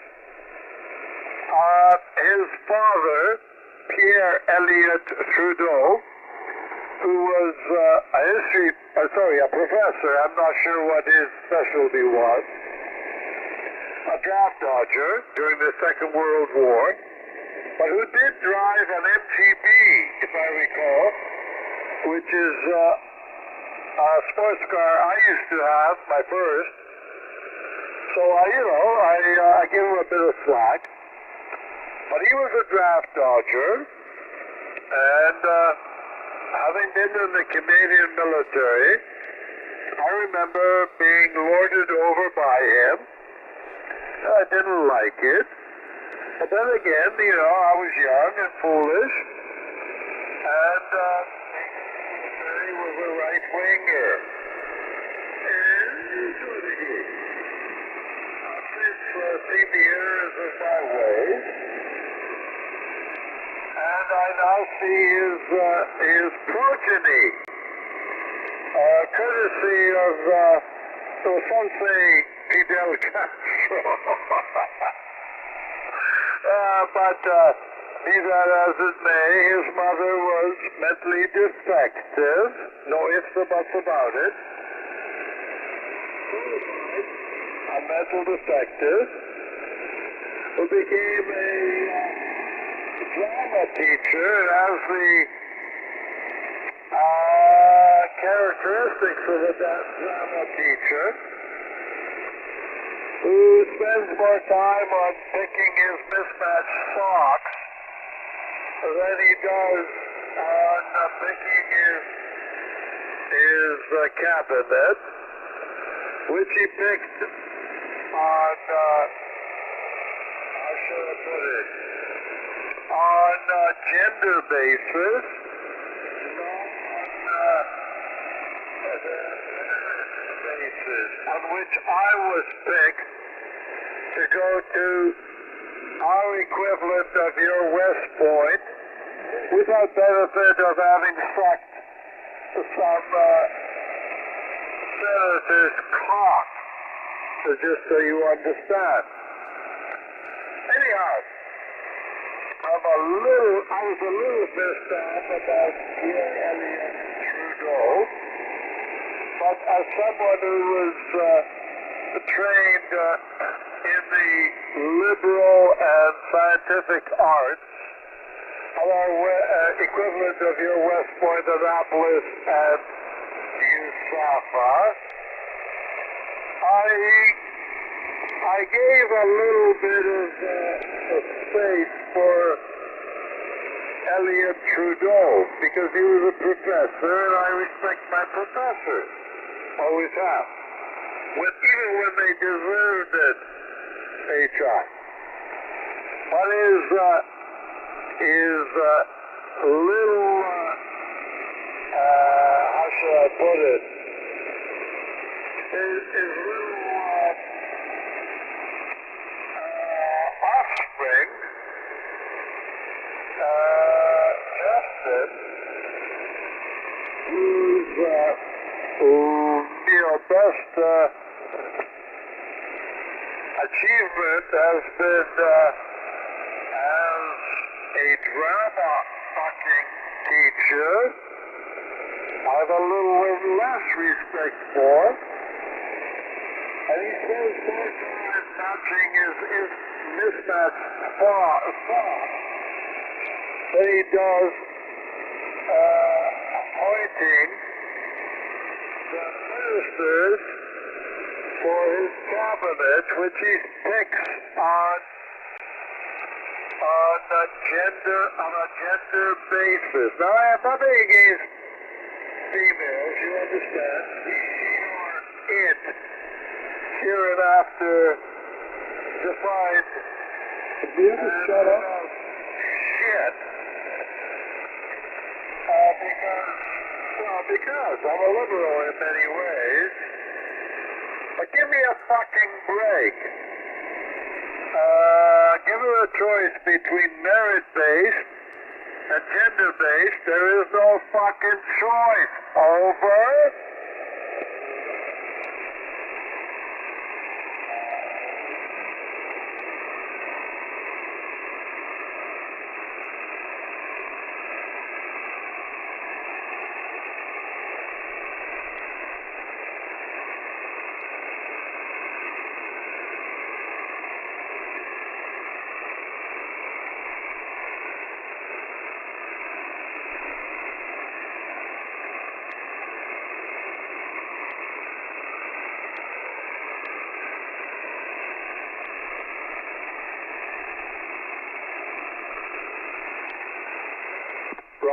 Roger. Well, I'm 75, about to be 76, very shortly, I assure you. I don't give a fuck of what happens 20 years from now, because I'm likely not to see it, and if I do see it, I won't realize it, I won't appreciate it. I've had experience with the millennials lately, and I don't particularly like them. I mean, I had a millennial engineer who didn't know how a thermostat works. I mean, he didn't know how a thermostat works. Now, don't know he's Canadian. He was French Canadian. So why does America have a problem with hitchhiking? And why does Canada have a problem with French Canadians? The answer to which, of course, is you had first choice. Over.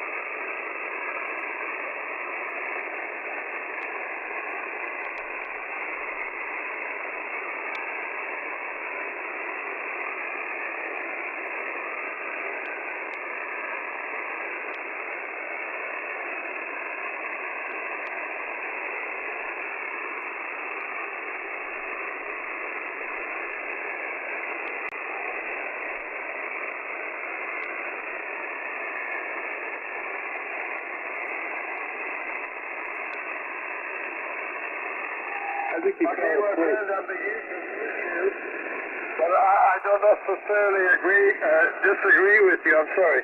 Disagree with you. The Anglo-Saxon, white Anglo-Saxon Protestant pricks are the latest plague on humanity. And the sooner they are brought down to the knees, the better. Over.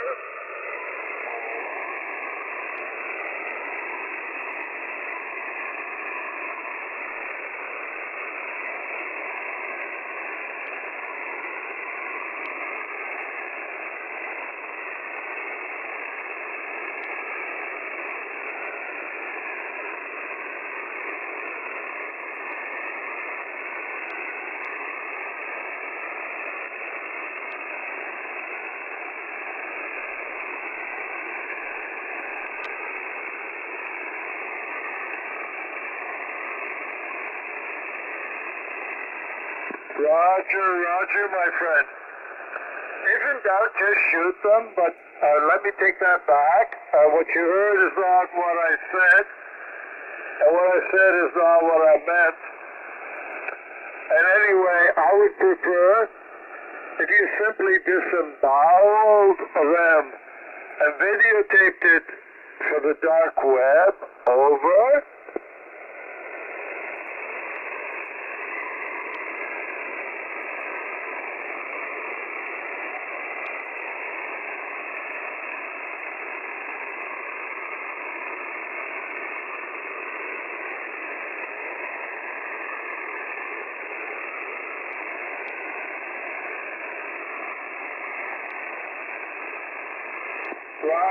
Roger.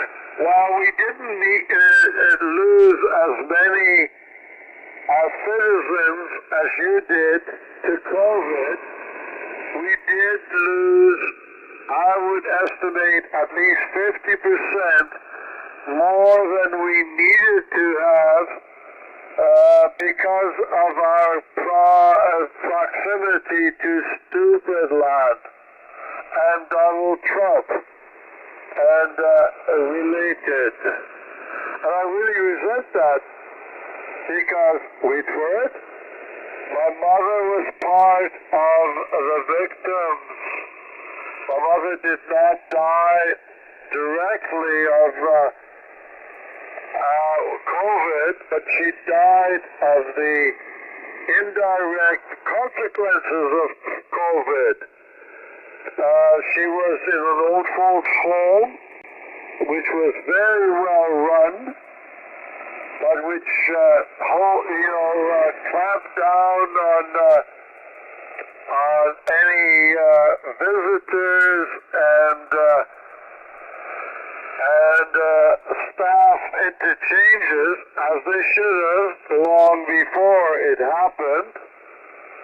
As a consequence, there was a shortfall of critical care, and she died. And I'm fucking angry about it. Over. Oh, are you okay, Carl?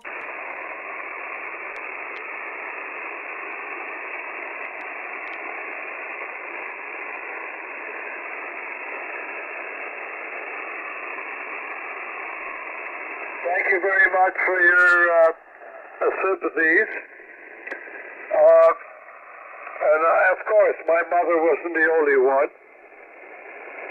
And I was like 3,000 miles away. And even those who were within 50 miles away couldn't do anything about it. But next time I'm in Toronto, I'm going to make my views perfectly well known to the motherfuckers, some of whom are of Polish extraction, which is our ancestry, in no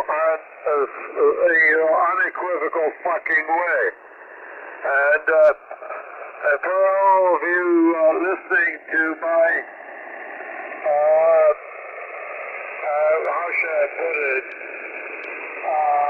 expressive ways, go fuck yourself. Because when it comes to life or death, and my parents survived the Second fucking World War. You better look out because you don't know who you're fighting with, you're jousting with, you motherfuckers. Over.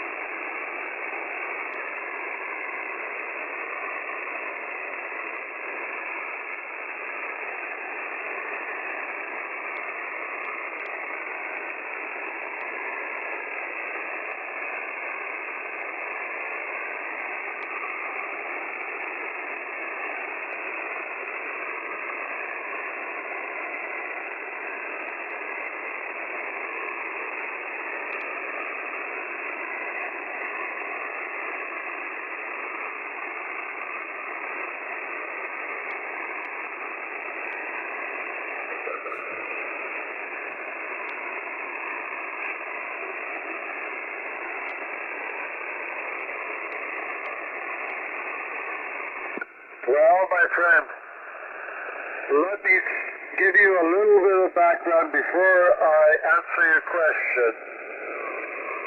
My father was born in the southeastern part of Poland, archetypal Poland for, only 1,000 years.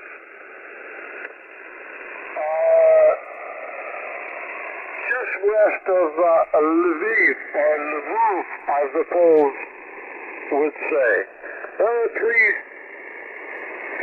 major cities in Poland in the interwar years. I mean, between World War I and World War II. And they effectively were Lviv, Krakow, and Vilnius. And notice that Warsaw was not mentioned. Anyhow, my father's family was part of was Polish, number one. And it was in Galicia, which was a province of the Austro-Hungarian Empire before the First World War. It was part of Poland between the First World War and Second World War, as it had been for 1,000 years, just 1,000 years.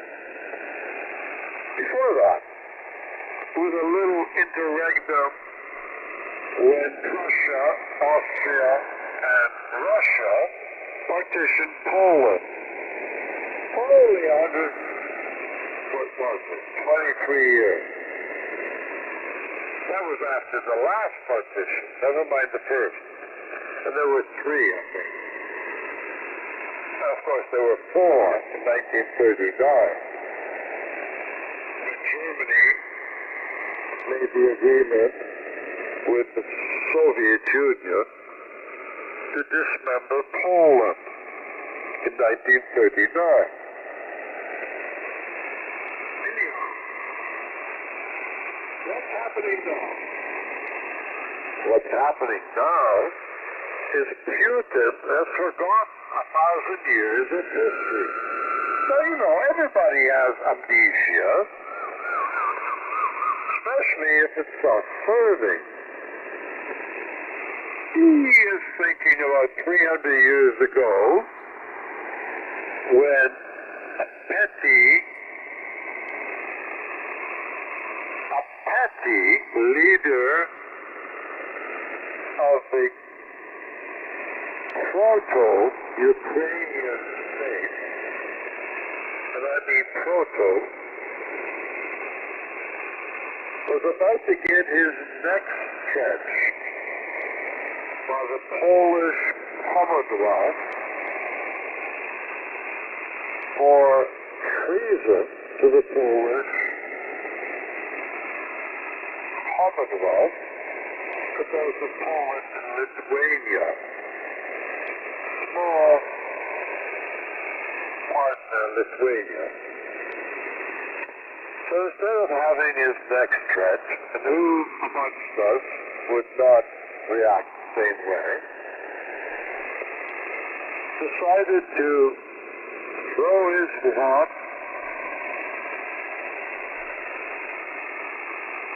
to the Russians and pledge fealty forever, I stress forever, to the Russian crown to save his neck. His name was Khmelnytsky. Look it up on the internet. Despite all the problems with the internet, you'll get a half-decent first glimpse of what happened. This is what Vladimir Putin has relied on the last 300 years of Polish, Ukrainian, and Russian history. Without going into the details about Poland standing on the bulwark of the Western world, on the eastern gate of Europe, I'm referring to the Muslims, I'm referring to the Muslims, I'm referring to the Ottoman Turks and the siege of Vienna. Poles got stuck over the centuries, dismembered by the Prussian, Austrian, and Russian empires. And since that time, they and Vladimir Putin have assumed that that is their right. Disregarding the previous 1,000 fucking years of standing as a bulwark against the Eastern hordes, the Mongol hordes to be precise, of the Western world. The Anglo-Saxon Protestant tricks who love playing power, look it up on the internet and otherwise, study up on your history, spend a couple of 5 years studying it like I have, you'll understand what that means. They played that game in, wait for it, Afghanistan, you American motherfuckers. They played it also in Eastern Europe. Anyhow, make a long story short, when Poland was reconstituted in 1918 after the Versailles Treaty, after 11th of November 1918, after the armistice,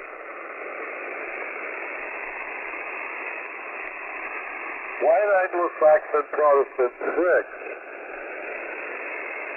tried to kill the baby, the Polish baby, reinstituted after 123 years after the last, not the first, Polish partition. They tried to throttle that baby in 1918. The Poles, to their fucking credit, took off the Russian Red Army, 21, I think it was, at the Battle of Warsaw, and defeated the motherfucking Reds. The first and only time the Red Army was ever defeated in a pitched battle. Tukhachevsky and the boys. Joseph Stalin and the boys were involved in that case. Tukhachevsky lost his wife in the purges in the 30s, and Stalin ended up on top, even though he was a bad boy in that war from a Soviet perspective, in that he did not follow orders from the Central Committee to do what they had ordered him to do. So in a matter of speaking, Joseph Stalin was responsible for the Red Army defeat on the outskirts of Warsaw.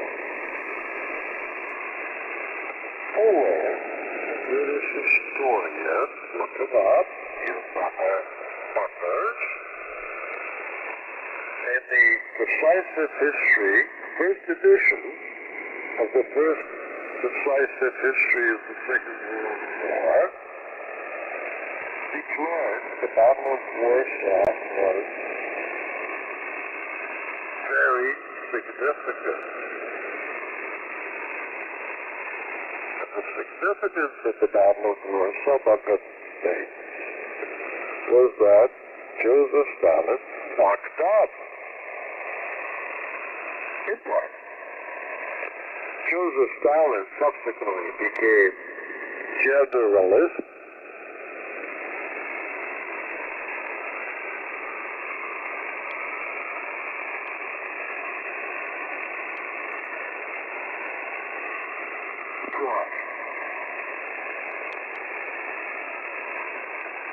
And now we have the American and Anglo-Saxon white Protestant, Anglo-Saxon threat, reinventing 20th century history.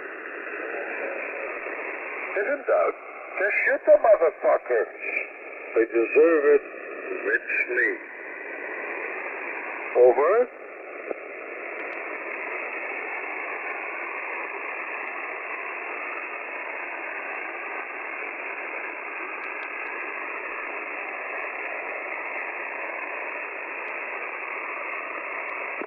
I think the Ukrainians are no friends of mine, you understand? Now let me be very clear. The Ukrainians butchered members of my family for the sin of being Polish. Let me say that again. In Galicia, and especially in eastern Volhynia, pre-war Poland, the Ukrainians, who pitched their lot in with the Nazis, butchered using knives, torches, and bullets, in that order, my family members. Having said that, I think the Russian attack on Ukraine, which means the borderlands, half of which are Polish, are of Polish extraction, the other half is of Russian and Islamic. Some of you should pause and think about that. The Russian attack on Ukraine is a war crime, is aggressive war, and it's against the rules of war. They should be condemned as such.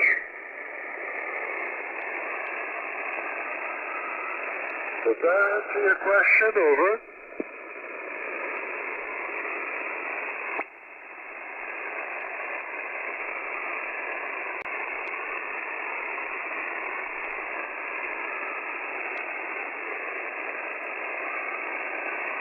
Roger. So now what happens? You know, the West is waging a proxy war against Russia. And I understand that because I pitched my side. My side is with the West. Although I don't like it, because it's not a clear-cut war. I think Russia has, and I don't mean Putin, I'm talking about Russia and its sort of overall arc of things, has its fears, and the West should not have advanced the borders of NATO as far as they have, in accordance with the agreements that they had, and I won't mention them because that's minutiae, and I'm not in a position to quote them. Russia has significant concerns about its security from the West. I mean, it wasn't Russia who effectively, not entirely, but effectively, threatened the West over the centuries. It's been the fucking West who has threatened the East over the centuries. Usually describing the East as primitive, etc., etc. I mean, back in 1400 something or other, culminating in 1410, they described the Poles who had been baptized to the Christian faith, the Western Christian faith, for anybody listening, not to be real Christians, you know, the usual differentiation.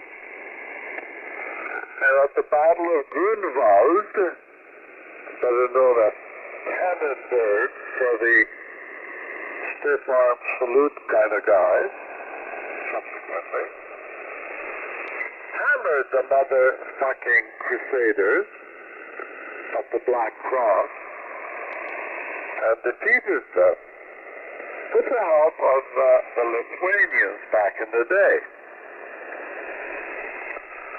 Because they weren't real Christians.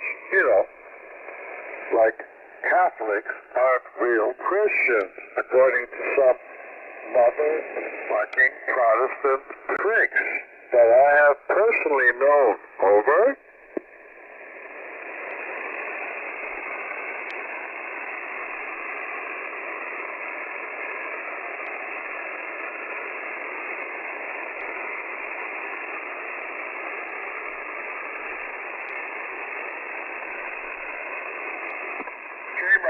You're beginning to drop down in signal strength. I think you're still on side. I had a young woman, very young woman. She must have been 18, 20 years old. That I met at a local beach on a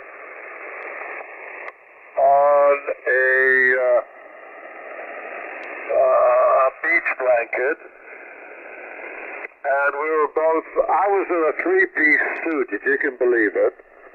I took, half an hour of my life to meet her because she wanted to. And she was on her belly, on her elbows, and we were having a little chat, and she was, what was she? She was one of the brethren, I think it was, as in, reaching back to Bohemian brethren. By the way, I was born about 50 kilometers north of those MFers in Silesia, not to be confused with Bohemia, or Moravia, for that matter. Anyhow, her tit, just to make a long story short, her tit popped out of her bathing suit. And there it was. And I love tits. It's a long story. And a very rational one and understandable one. but I won't tell it now. And there were people walking by within like 6 feet, 10 feet away. There was a path.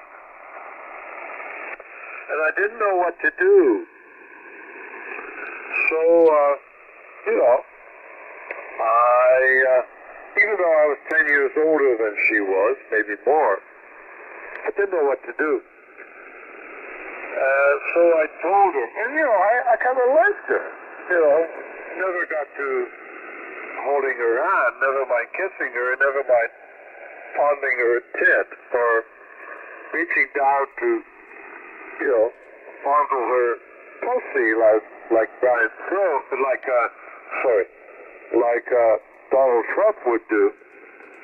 But, you know, I was, hope springs eternal. Let me leave it that way. When I saw her tit coming out of her bathing suit, I didn't know what to do, so I told her, ultimately, I said, pull up your bathing suit to cover your tit. Maybe a little less precise than that, which she did. And immediately after that, I remember like yesterday, she changed the subject and said, what faith are you? And I said, I was a Catholic. And she came back to me hard. And she said that you're not a Christian. Over.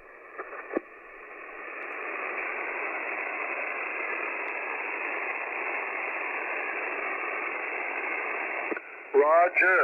And if it wasn't within 5-10 feet of the public walkway, in retrospect, only in retrospect, now you understand, I should have turned her over, legs, and fucked her. Over.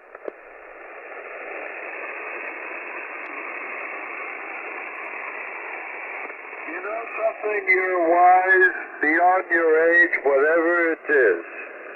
I think that may exactly be what she wanted to do. Over.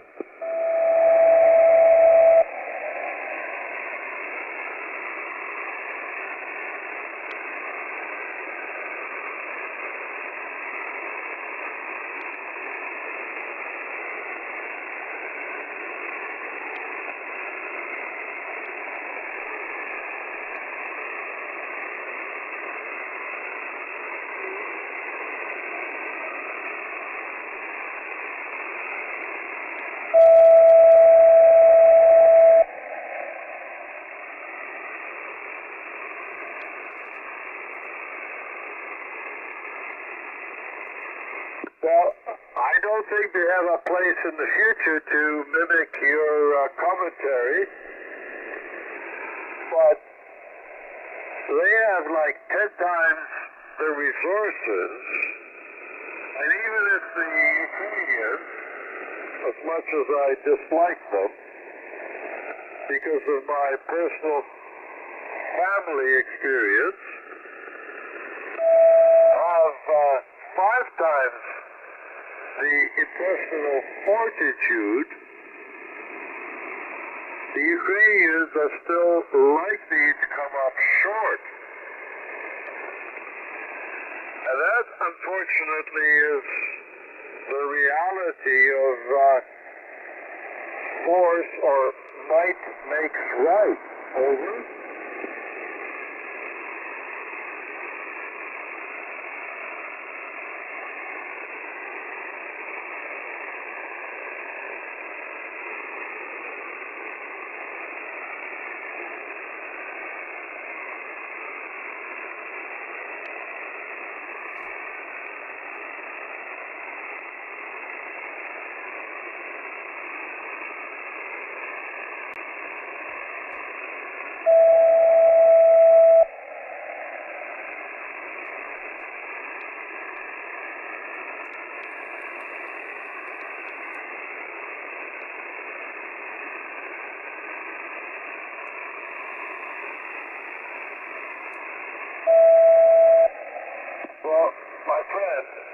And I mean, my friend, don't take me wrong.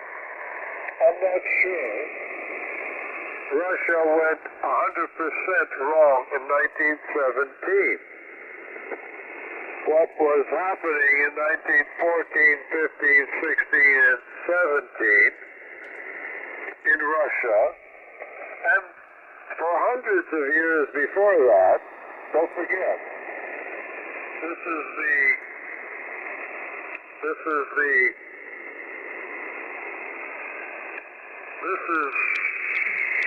the yellow horde of Genghis Khan and his progeny was not exactly positive. I'm not saying that 1917 was entirely positive, but there is a case to be made, and don't get me wrong, Polish, archetypally Polish, I don't like the Russians or the communists or the current Russians for that matter. What happened in 1917 was one, not unforeseen, and not just in many, many ways. But of course, like most revolutions, it was carried to its extreme. I mean, go back to the original revolution, socialist revolution, which is, wait for it, the French Revolution. 1870 and, thereabouts. I mean, the Marseillais. The bare-breasted woman on the battlements, on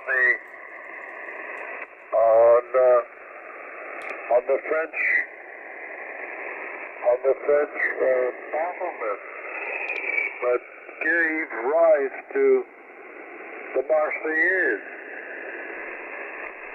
That had a certain grounding and a certain rationale and a certain, how should I put it,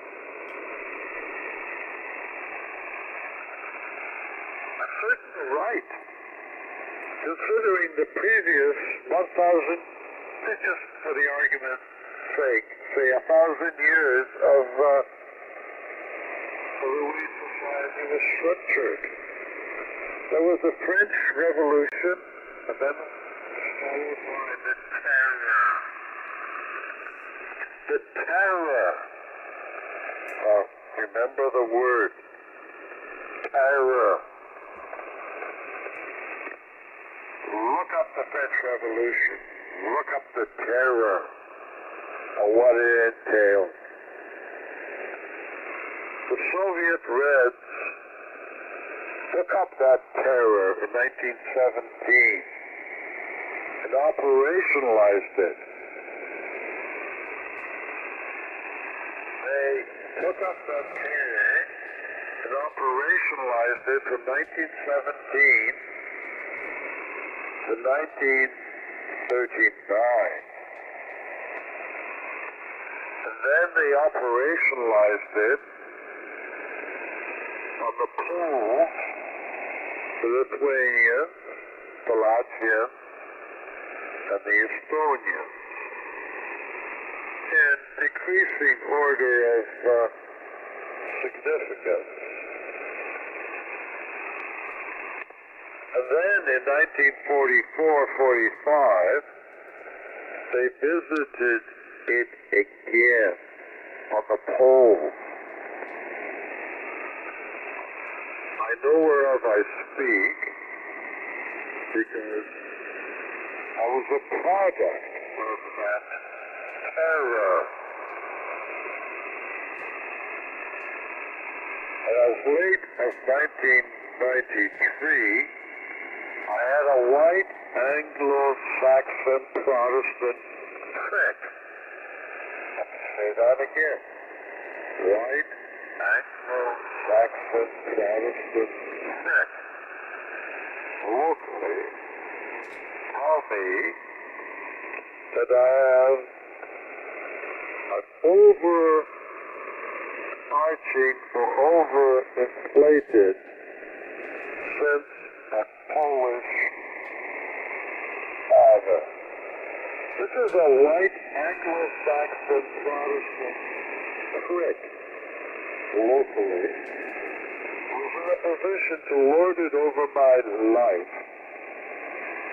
Without going into details, who told me I had an overinflated sense of Polish honor. The motherfucking white Anglo-Saxon Protestant prick. Over.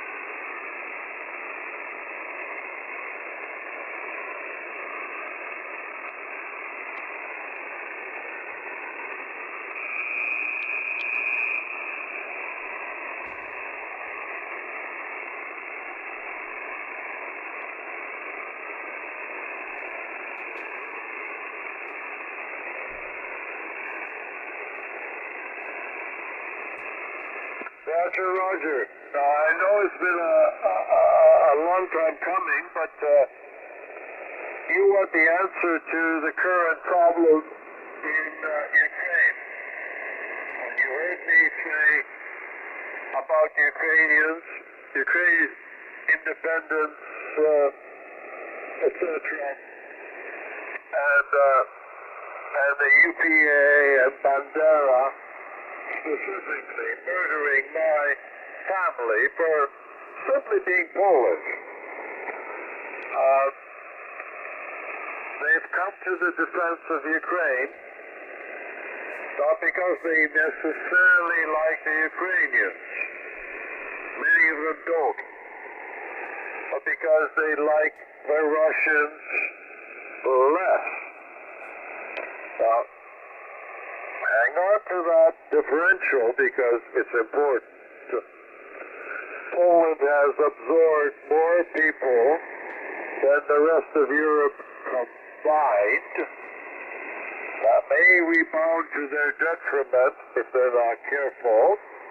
It has in the past, in the sense that the Polish Republic has traditionally been very liberal. For example, Bandera should have been strung up and executed, no ifs or buts about it, before the Second World War, together with some of his compatriots. But because of the Polish nation and its relative, I say relative, at the time, rule of law, they were not strung up and executed. That augurs badly to the Polish state. But when it comes to the existence of the Polish state, or of any state, if in doubt, just fucking hang them. These people ended up shooting ministers of the Polish Crown before the Second World War. They had secret organizations in Poland because they couldn't have them in the Soviet Union, or at least the Soviet Union part of Ukraine, because the NKVD resolved ambiguity with a 9mm bullet to the back of the head, which is not a bad solution in retrospect. And the Poles were not disciplined enough to do that. You know, I'm ambivalent. the liberal side of me says they did right. The existential side of me said they did wrong. The Poles I'm talking about. Anyhow, to make a long story short, I'm happy that Poland is helping the Ukraine more than any other country in the fucking world. But I worry that this may pollute, this may compromise the Polish nation and state as it has traditionally. I don't know if you know, but Poland had one of the most liberal, quasi-democratic states shortly after the medieval period in Europe, whereby any member of a Polish parliament could veto. It was called the liberum veto. Look it up on the worldwide wasteland.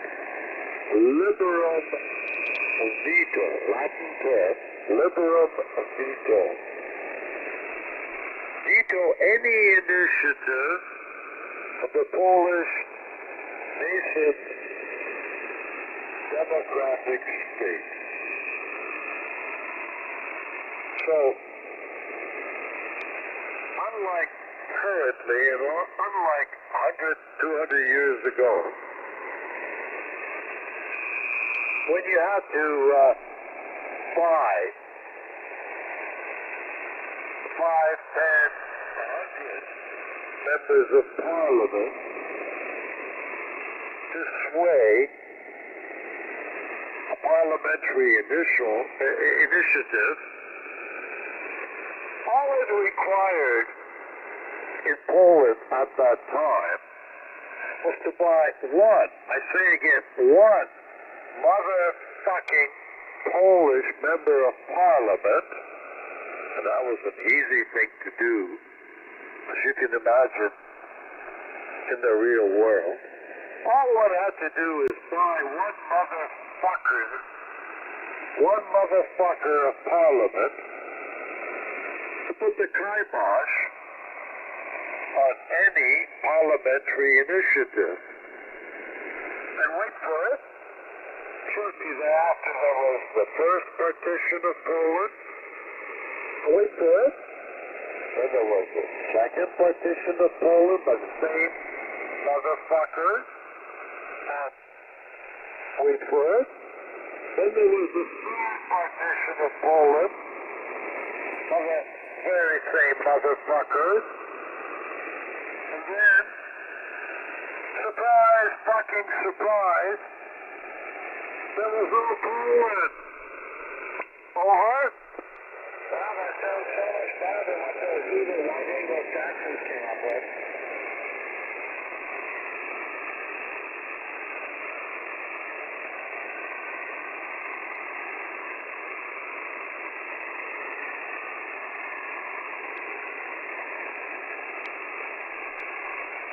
Well, sure, and there were 3 partitions of Poland, despite the fact that Jan Sobieski relieved the siege of Vienna from the Turks when the Austrian emperor hightailed it out of Vienna.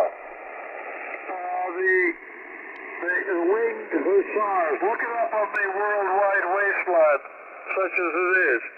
The winged hussars definitively raised the siege of Vienna and put paid to the Turkish generalissimo who had invested Vienna.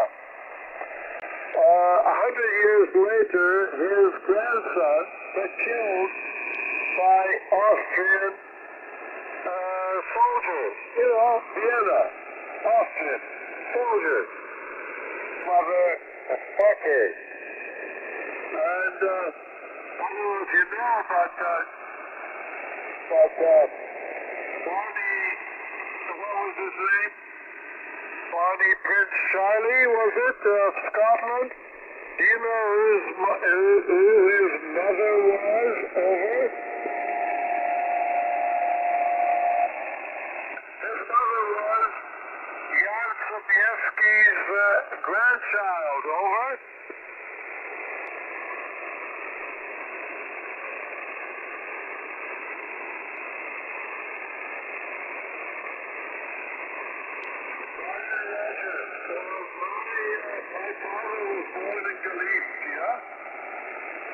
Which was Poland, but before the First World War for 123 years, it was,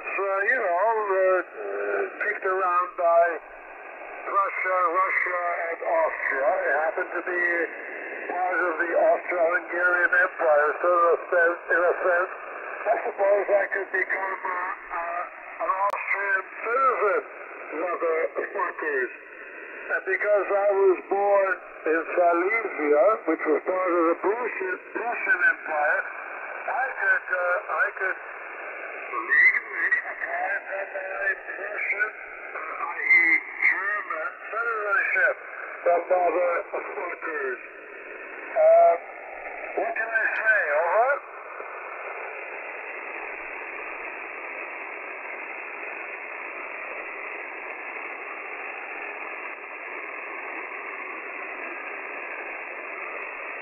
Funny you should mention that. When I was in the Middle East, after the Yom Kippur War between the Yehudis and the Egyptians mainly, but, I'll call them the ragheads, even though I like them. Hotel India 7. I took a trip to the Western Desert, as they called it, to El Alamein, which was near and dear to my heart because I had studied it at our equivalent of your West Point, Annapolis, and USAFA, without being appointed by my senator, whose name I didn't know. Because I happen to be of Polish extraction, and the Karpatska Brigade took part in the defense of Tobruk in the Western Desert. But be that as it may, my Egyptian girlfriend and I, her name was Seham. She was the wife of an Egyptian ambassador, I won't mention to what country, but a very cultured lady. We didn't think very much of my taking her to the Western Desert to view the battleground of El Alamein. She didn't understand why I was so interested in it. That's because she was Egyptian, because when we walked through the streets of Cairo, including the dead city, the mausoleum of Cairo, she could not see the destitution. And, as much as I loved her, and I did not appreciate her not being able to see her countrymen suffering as they did. Getting back to the Western Desert, I remember going through the battlefield of the Western Desert all the way to the Libyan border, which I couldn't cross. I remember coming across a German military cemetery, very dour as they tend to be. And I remember going in with due decorum and sensitivity into the inner enclosure of the military cemetery. And I remember, like yesterday, reading the names of those who died at the Battle of El Alamein from the German perspective. No friends of mine, you understand. And then I started to read, occasionally, archetypally Polish names. And it brought back several hundred years of Polish history. Over.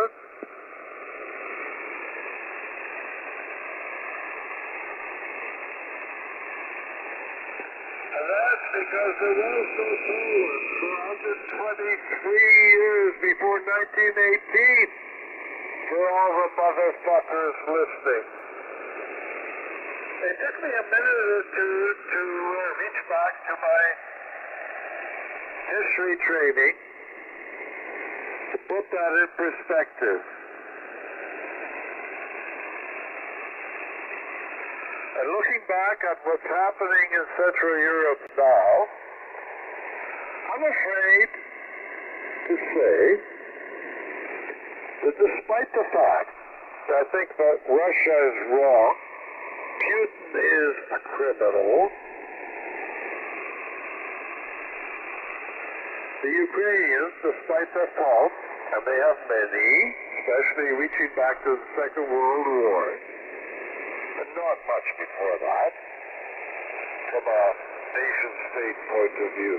In fact, virtually not. Although,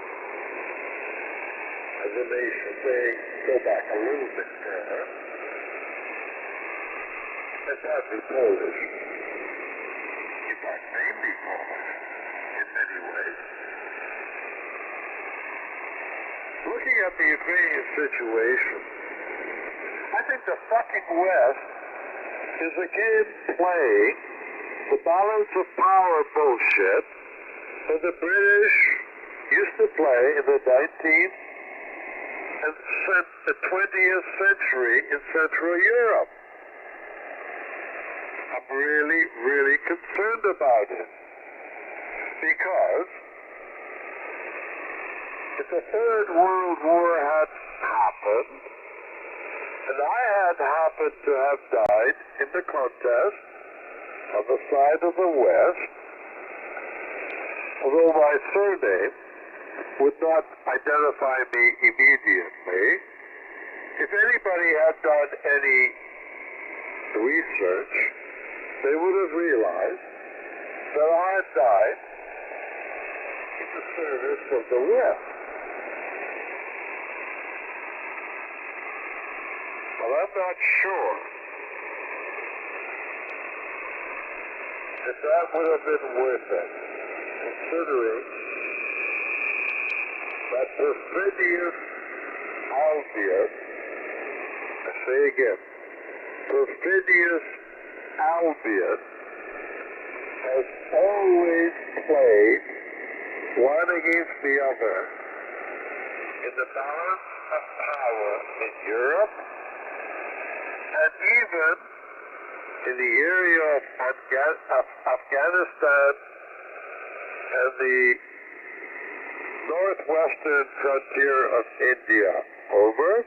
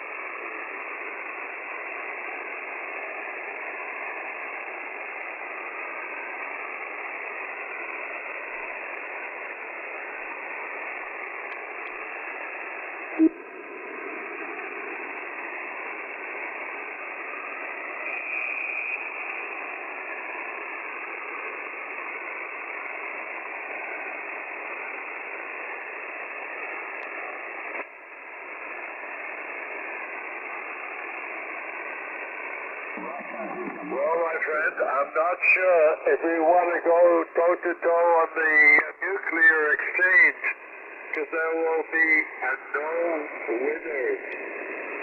Short of that, I am afraid, and remember who I am. I'm a Canadian, first and foremost. Secondly, I'm of Polish extraction with all that implies. I am not certain that you can destroy Russia. Especially now that they have established a liaison with China. Now, it may be a liaison of convenience, but nevertheless, it's a symbiotic relationship. Russia has energy and a few other things, like nuclear weapons, lots of technology of the brutal variety. All you got to do is look at a Su-27 and Su-35, compare it to, top-of-the-line Western fighter planes. I come from a aeronautical or a pilot perspective at the very least. Say what you wish. Their Sukhoi MiG enterprises are as good as anything in the West. And the Chinese have the manpower. They can afford to lose 1 million or 5 men in a campaign. We can't lose that, my friend. We cannot go into an attrition war. Russia's in an attrition war, and the Ukrainians are thinking that they can win a war of attrition with Russia. Now, they may be able to win this one in Bakhmut, but they are fools if they think they can win an attritional war, broadly speaking. They are going to lose that war. As much as I hate to say it, they're going to lose that war if it continues for years and is broader than just one city. Never mind the nuclear war. If it's a nuclear war, kiss your ass goodbye and grow a dozen turnips, because you won't need more than that before you're dead.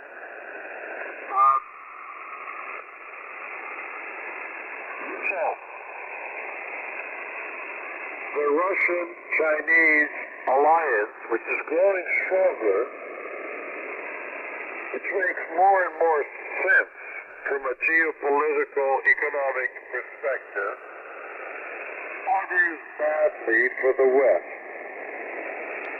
The West is fucked, let's face it, especially with the divisions found in stupid land, as I like to call it. I mean, if a Republican, and I don't mean Trump, if a Republican gets to be the president of the United States, Ukraine's fucked. Now, don't get me wrong. I don't necessarily need Ukraine to win. I just want Russia not to succeed. And in a matter of speaking, the West is playing the same game. They're sort of halfway in. It's a risk. I'm not sure it's going to be enough. I'm not sure. They're fighting to the last Ukrainian. And I have no sympathies for the Ukrainians. Don't get me wrong.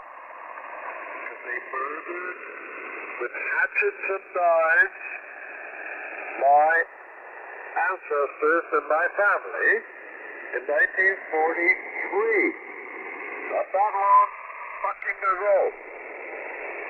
And we've given shelter for several million of the motherfuckers in the last year. And we've given tanks and aeroplanes and any number of military support, any amount of military support since. And good for the Poles, from whom I feel increasingly distant, if you follow my drift. But let it be understood that if it ever comes to an all-out battle, Ukraine is going to lose. I hope they don't. And the only way I think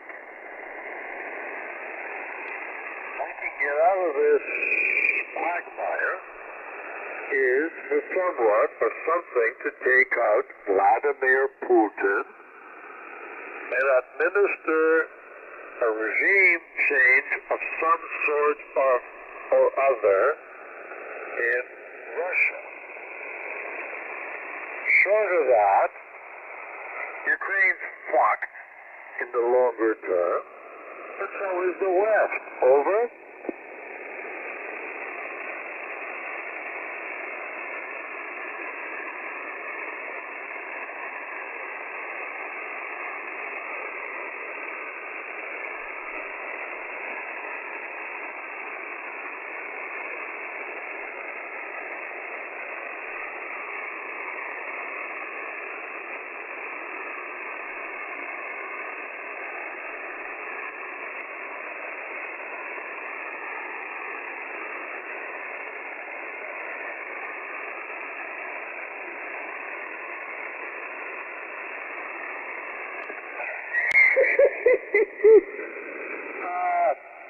My friend,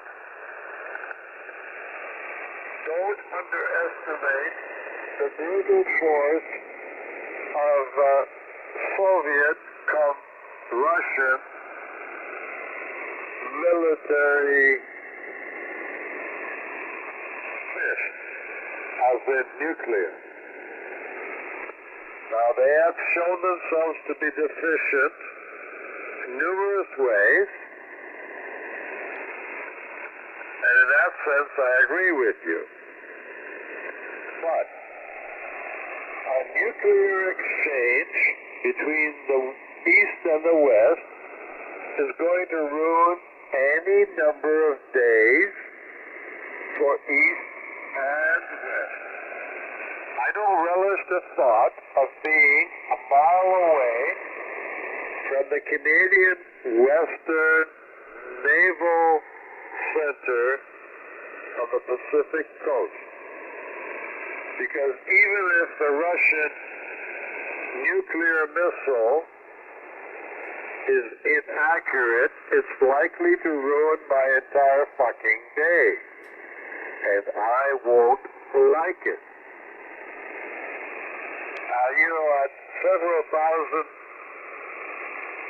thermonuclear weapons, an order of magnitude larger than Hiroshima or Nagasaki at the very least,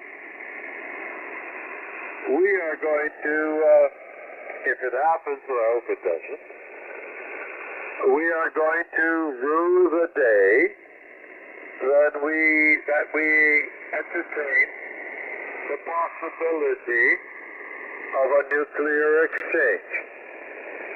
As incompetent as the Russians are, you gotta study history to realize how resilient they are. I mean, at the positive side of the equation, some people say, well, they're original Vikings, you know, and that sort of ties into the Western thought. But others say there's a connection to Genghis Khan. And he conquered the world on horseback. Nobody else did that. And so on and so forth. Be it as it may, a nuclear exchange between the East and the West will ruin your entire fucking day. And I don't care if your daughter's a virgin or not. It's gonna ruin your entire fucking day. And don't mind my expletives. Over.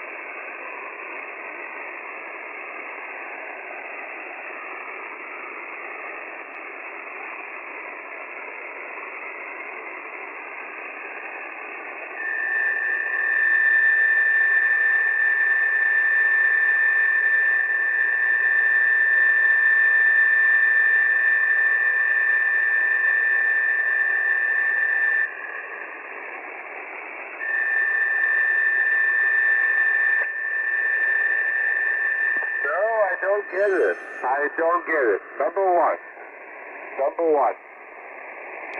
Russia has not been a power for thousands of years.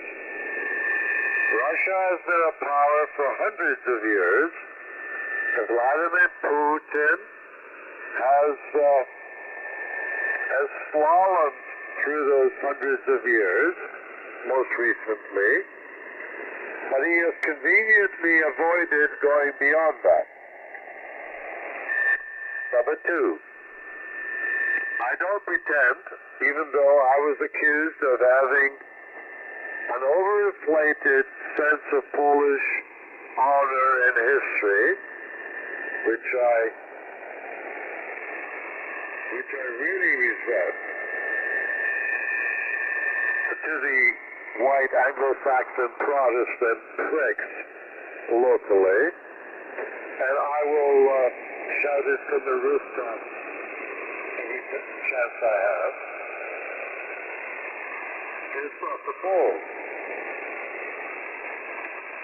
About the native Canadian indigenous people that our Canadian ancestors, not mine, but Canadian ancestors butchered, I think that was a genocide, and we should somehow come to grips with that and make amends and set the record straight and make amends, etc. You, American or American, have never made amends with that. You've never made amends with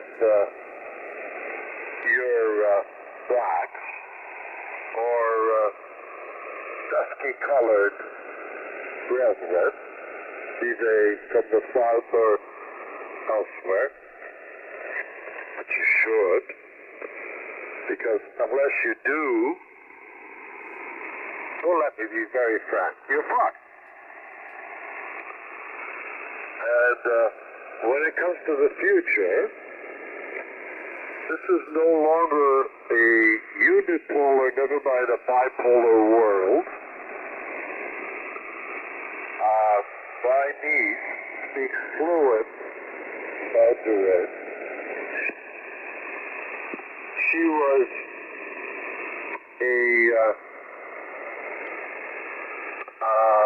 how should I put it without giving her away? She was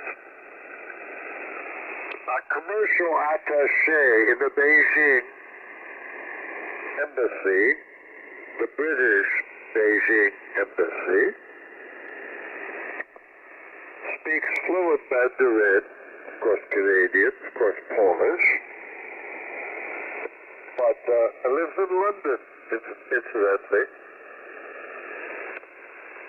And I think you and your progeny should start learning Mandarin. Over.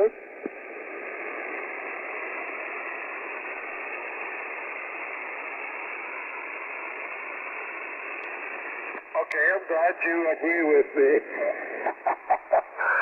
And stop building so many aircraft carriers. As a naval aviator wannabe and naval officer, I know what a carrier is. It's a fucking target. Over.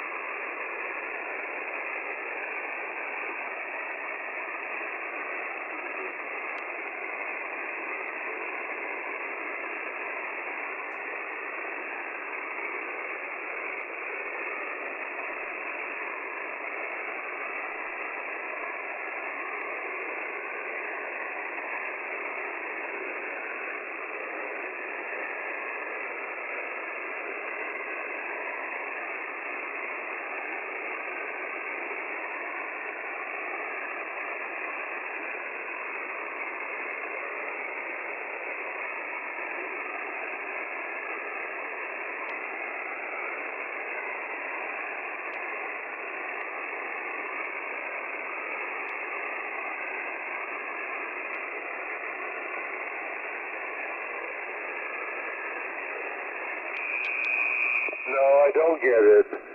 I don't get it. You're going to have to explain it to me.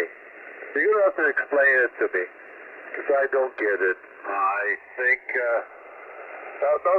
don't get me wrong. I hope Donald Trump gets back into the White House, because it'll give me a chance to get up in the morning and look at the Google News over my first cup of coffee before I go elsewhere, you know. But I thought you were brighter than that. I thought you were brighter than that. Let me be unequivocal. You know, as a graduate of our equivalent of your West Point, Annapolis, and USAPA, you may or may not know what that entails. I visited West Point. I visited USAPA. I think I went to Annapolis. I can't remember. Anyhow, let me say this unequivocally. The United States is fucked. Over.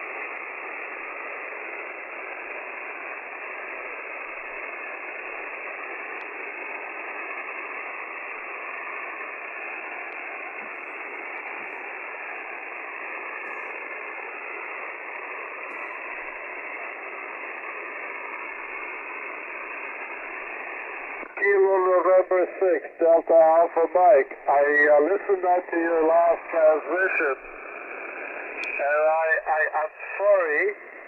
I cannot disagree with you. Over.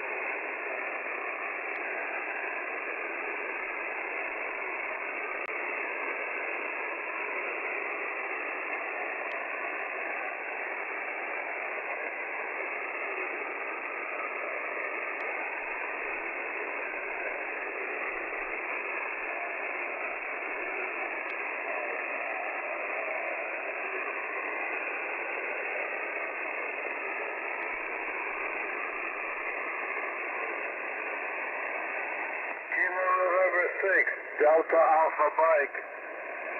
Very well said. Very well said, my unknown friend, so to speak. My call is Victor Echo 7 Kilo Foxtrot Mike. My name is Carl. Trinity site. I've read so much about it, never been to it. What can I say? What can I say? It makes me sad. Over.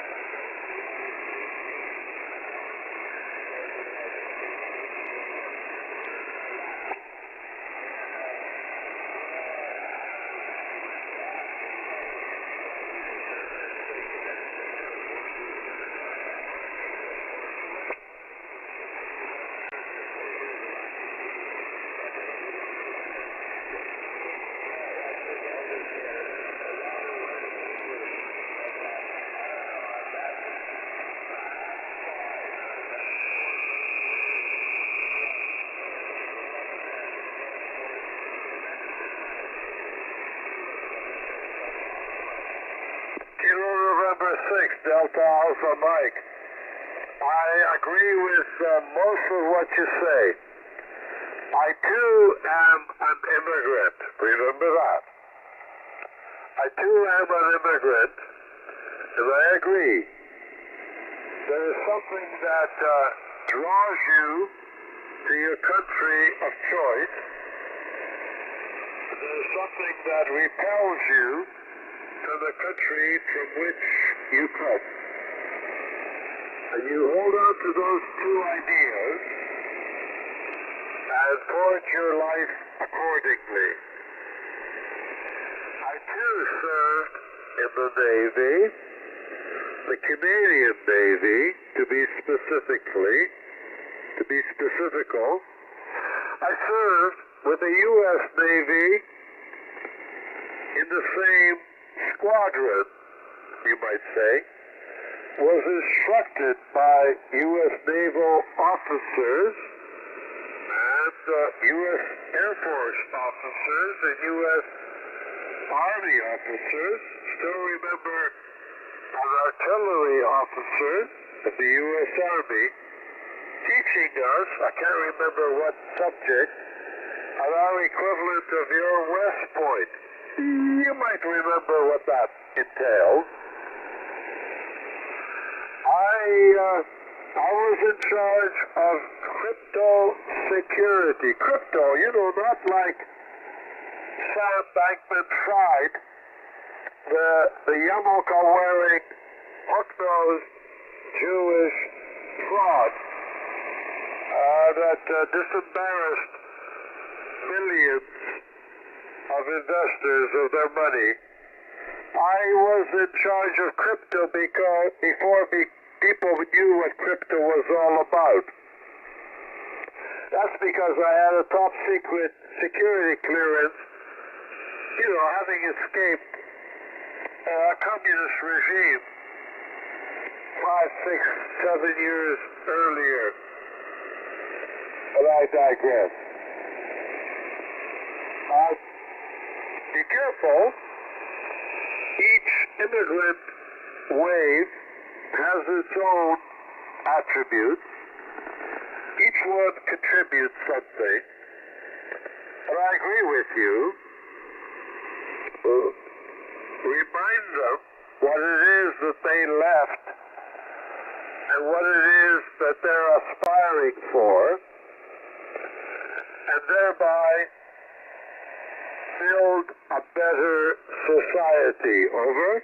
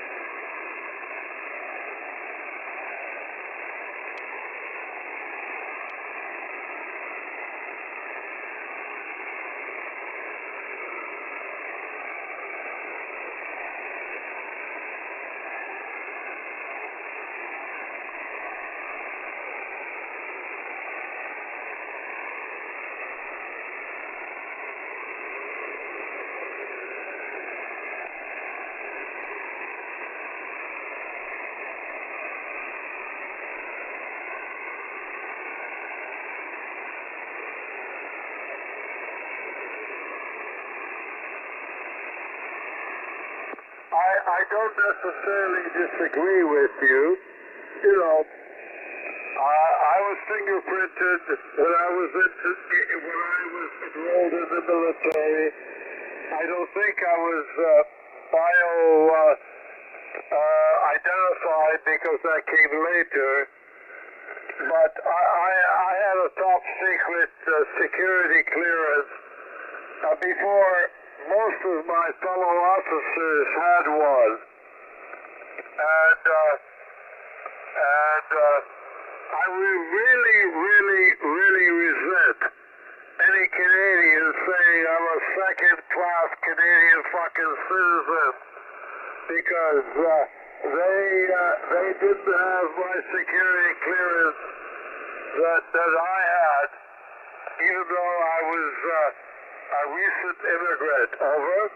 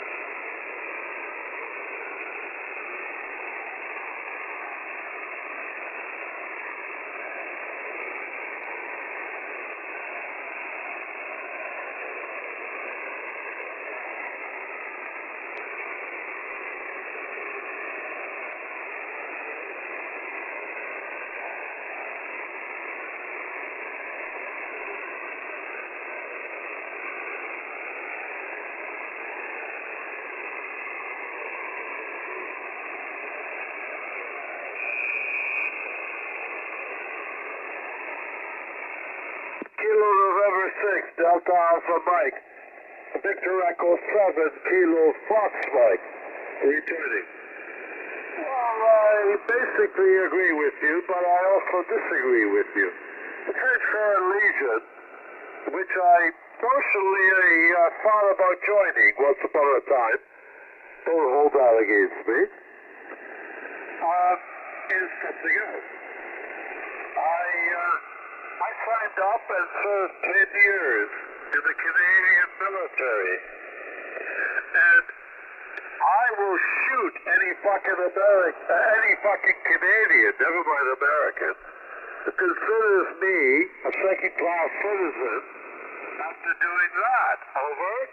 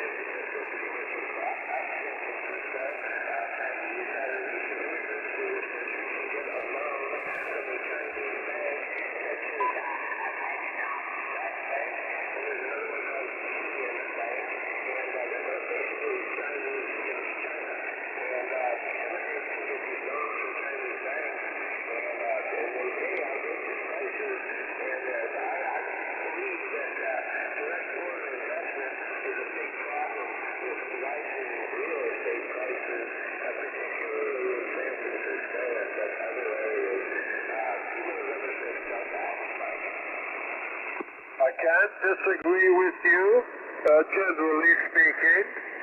Kilo November 6, Delta Alpha Mike.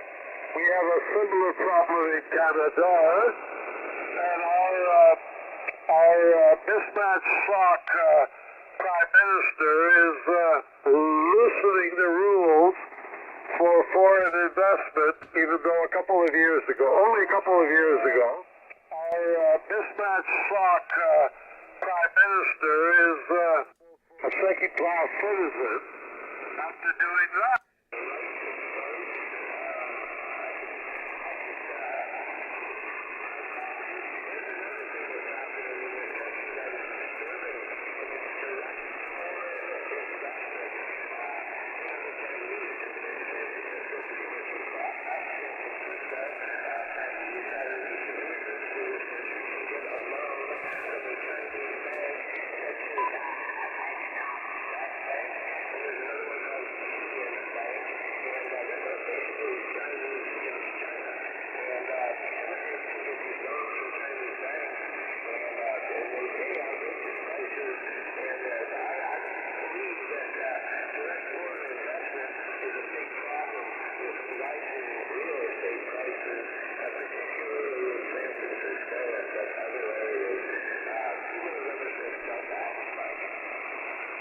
I can't disagree with you, generally speaking.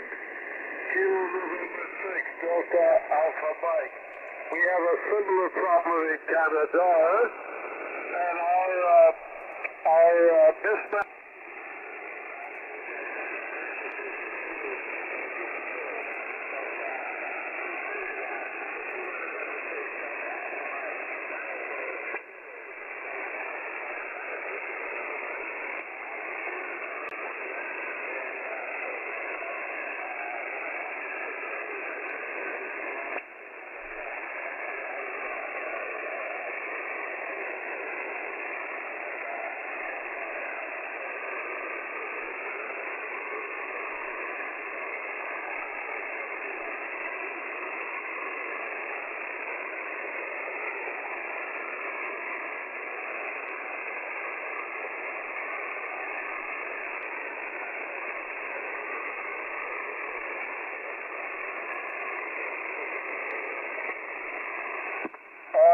Roger, to a point, to what you said.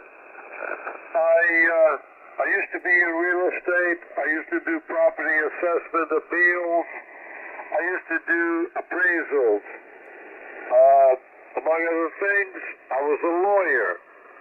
And if real estate is something that you do for investment, it's one thing.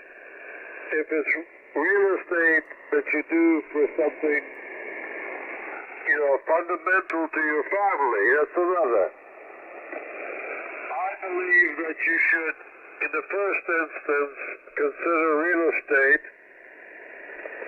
to be a fundamental right and try to acquire your fundamental residence for yourself free and clear with as few encumbrances as possible. After that, you know, there are a lot of people who like to flip real estate. Well, I hope they lose their fucking shirt. Over.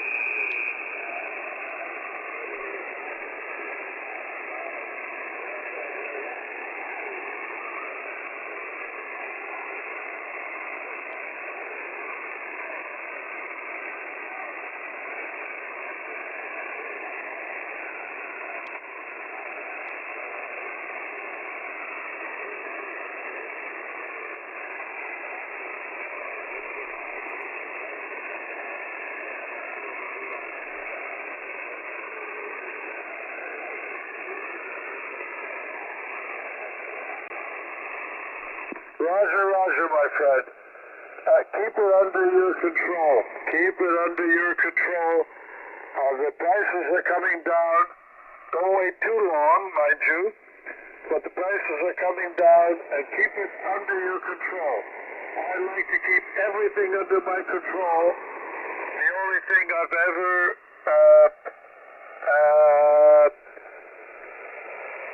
what do they call it? Put it out outside of my control is a mortgage on my house, and that was for a very short period of time.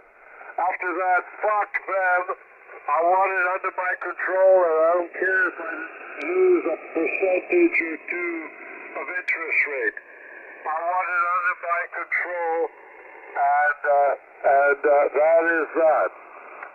So, keep your powder dry, and keep your eyes wide open, And don't trust the system. The system is rigged against the vast majority of people in your country and ours. And if in any doubt, my friend, just shoot them. That's the American way. And God bless the NRA. Over.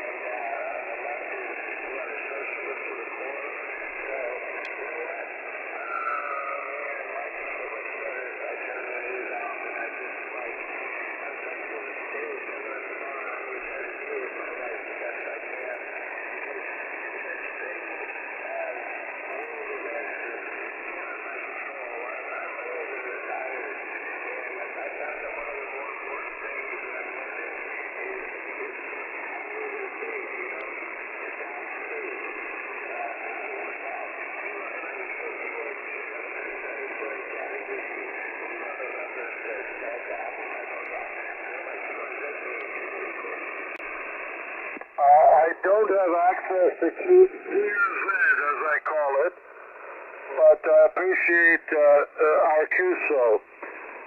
Let me say this. For the last 20 years, I have been hounded by some American psychopaths, and I've been warning anyone who cares to listen about the very things that we spoke about. But nobody would listen, strangely enough. So I say, fuck them, and I'm doing my own thing. And, well, I have been proved right. As on Tuesday afternoon, you too will find out. I've been warning about these monstrous lies being perpetrated on American amateur radio, media, and otherwise. But nobody would listen. What can I say? I'm actually quite happy because I'm in my mid-70s and I don't have much time left. I'm actually quite happy that I prognosticated that stupid land, as I like to call it, is going down. You may not like it, and I don't blame you, but from a Canadian perspective, it's time you go down. You've had your time in the sun. I don't mean you. You've been the downtrodden. I'm talking about, the top end of the echelon.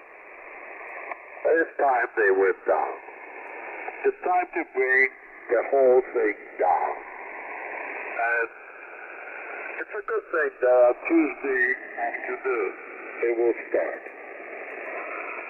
Be advised, my friend, that this is the only frequency on which I operate. The reason for which is it's a question of honor. And if you'd like to know what that entails, I'll be happy to explain it to you the next time. Kilo November 6, Delta Alpha Mike in California. This is Radio Canada, Victor Echo 7, Kilo Foxtrot Mike. It's been a slice, and I thank you, and I hope to talk with you again some other time. Good evening.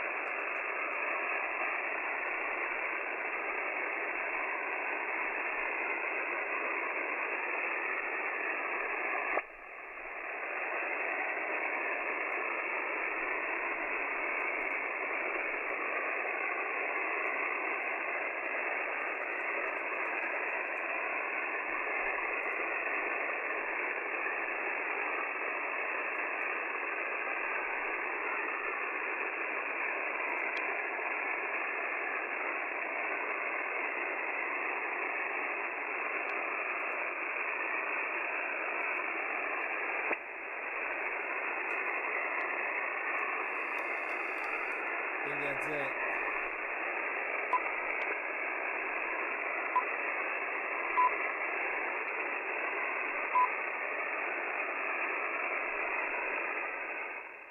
Fucking crazy.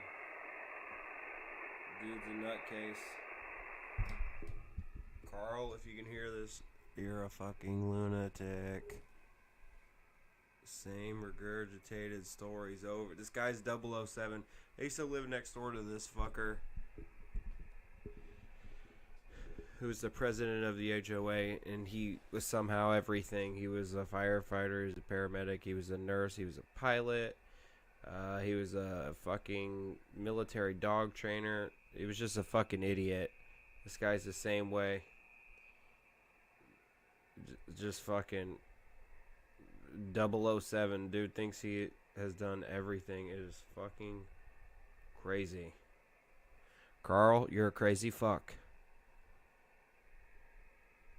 And I hope out of all the lies you tell, the one that's real is that you don't have much time left because you are a fucking piece of shit fuck.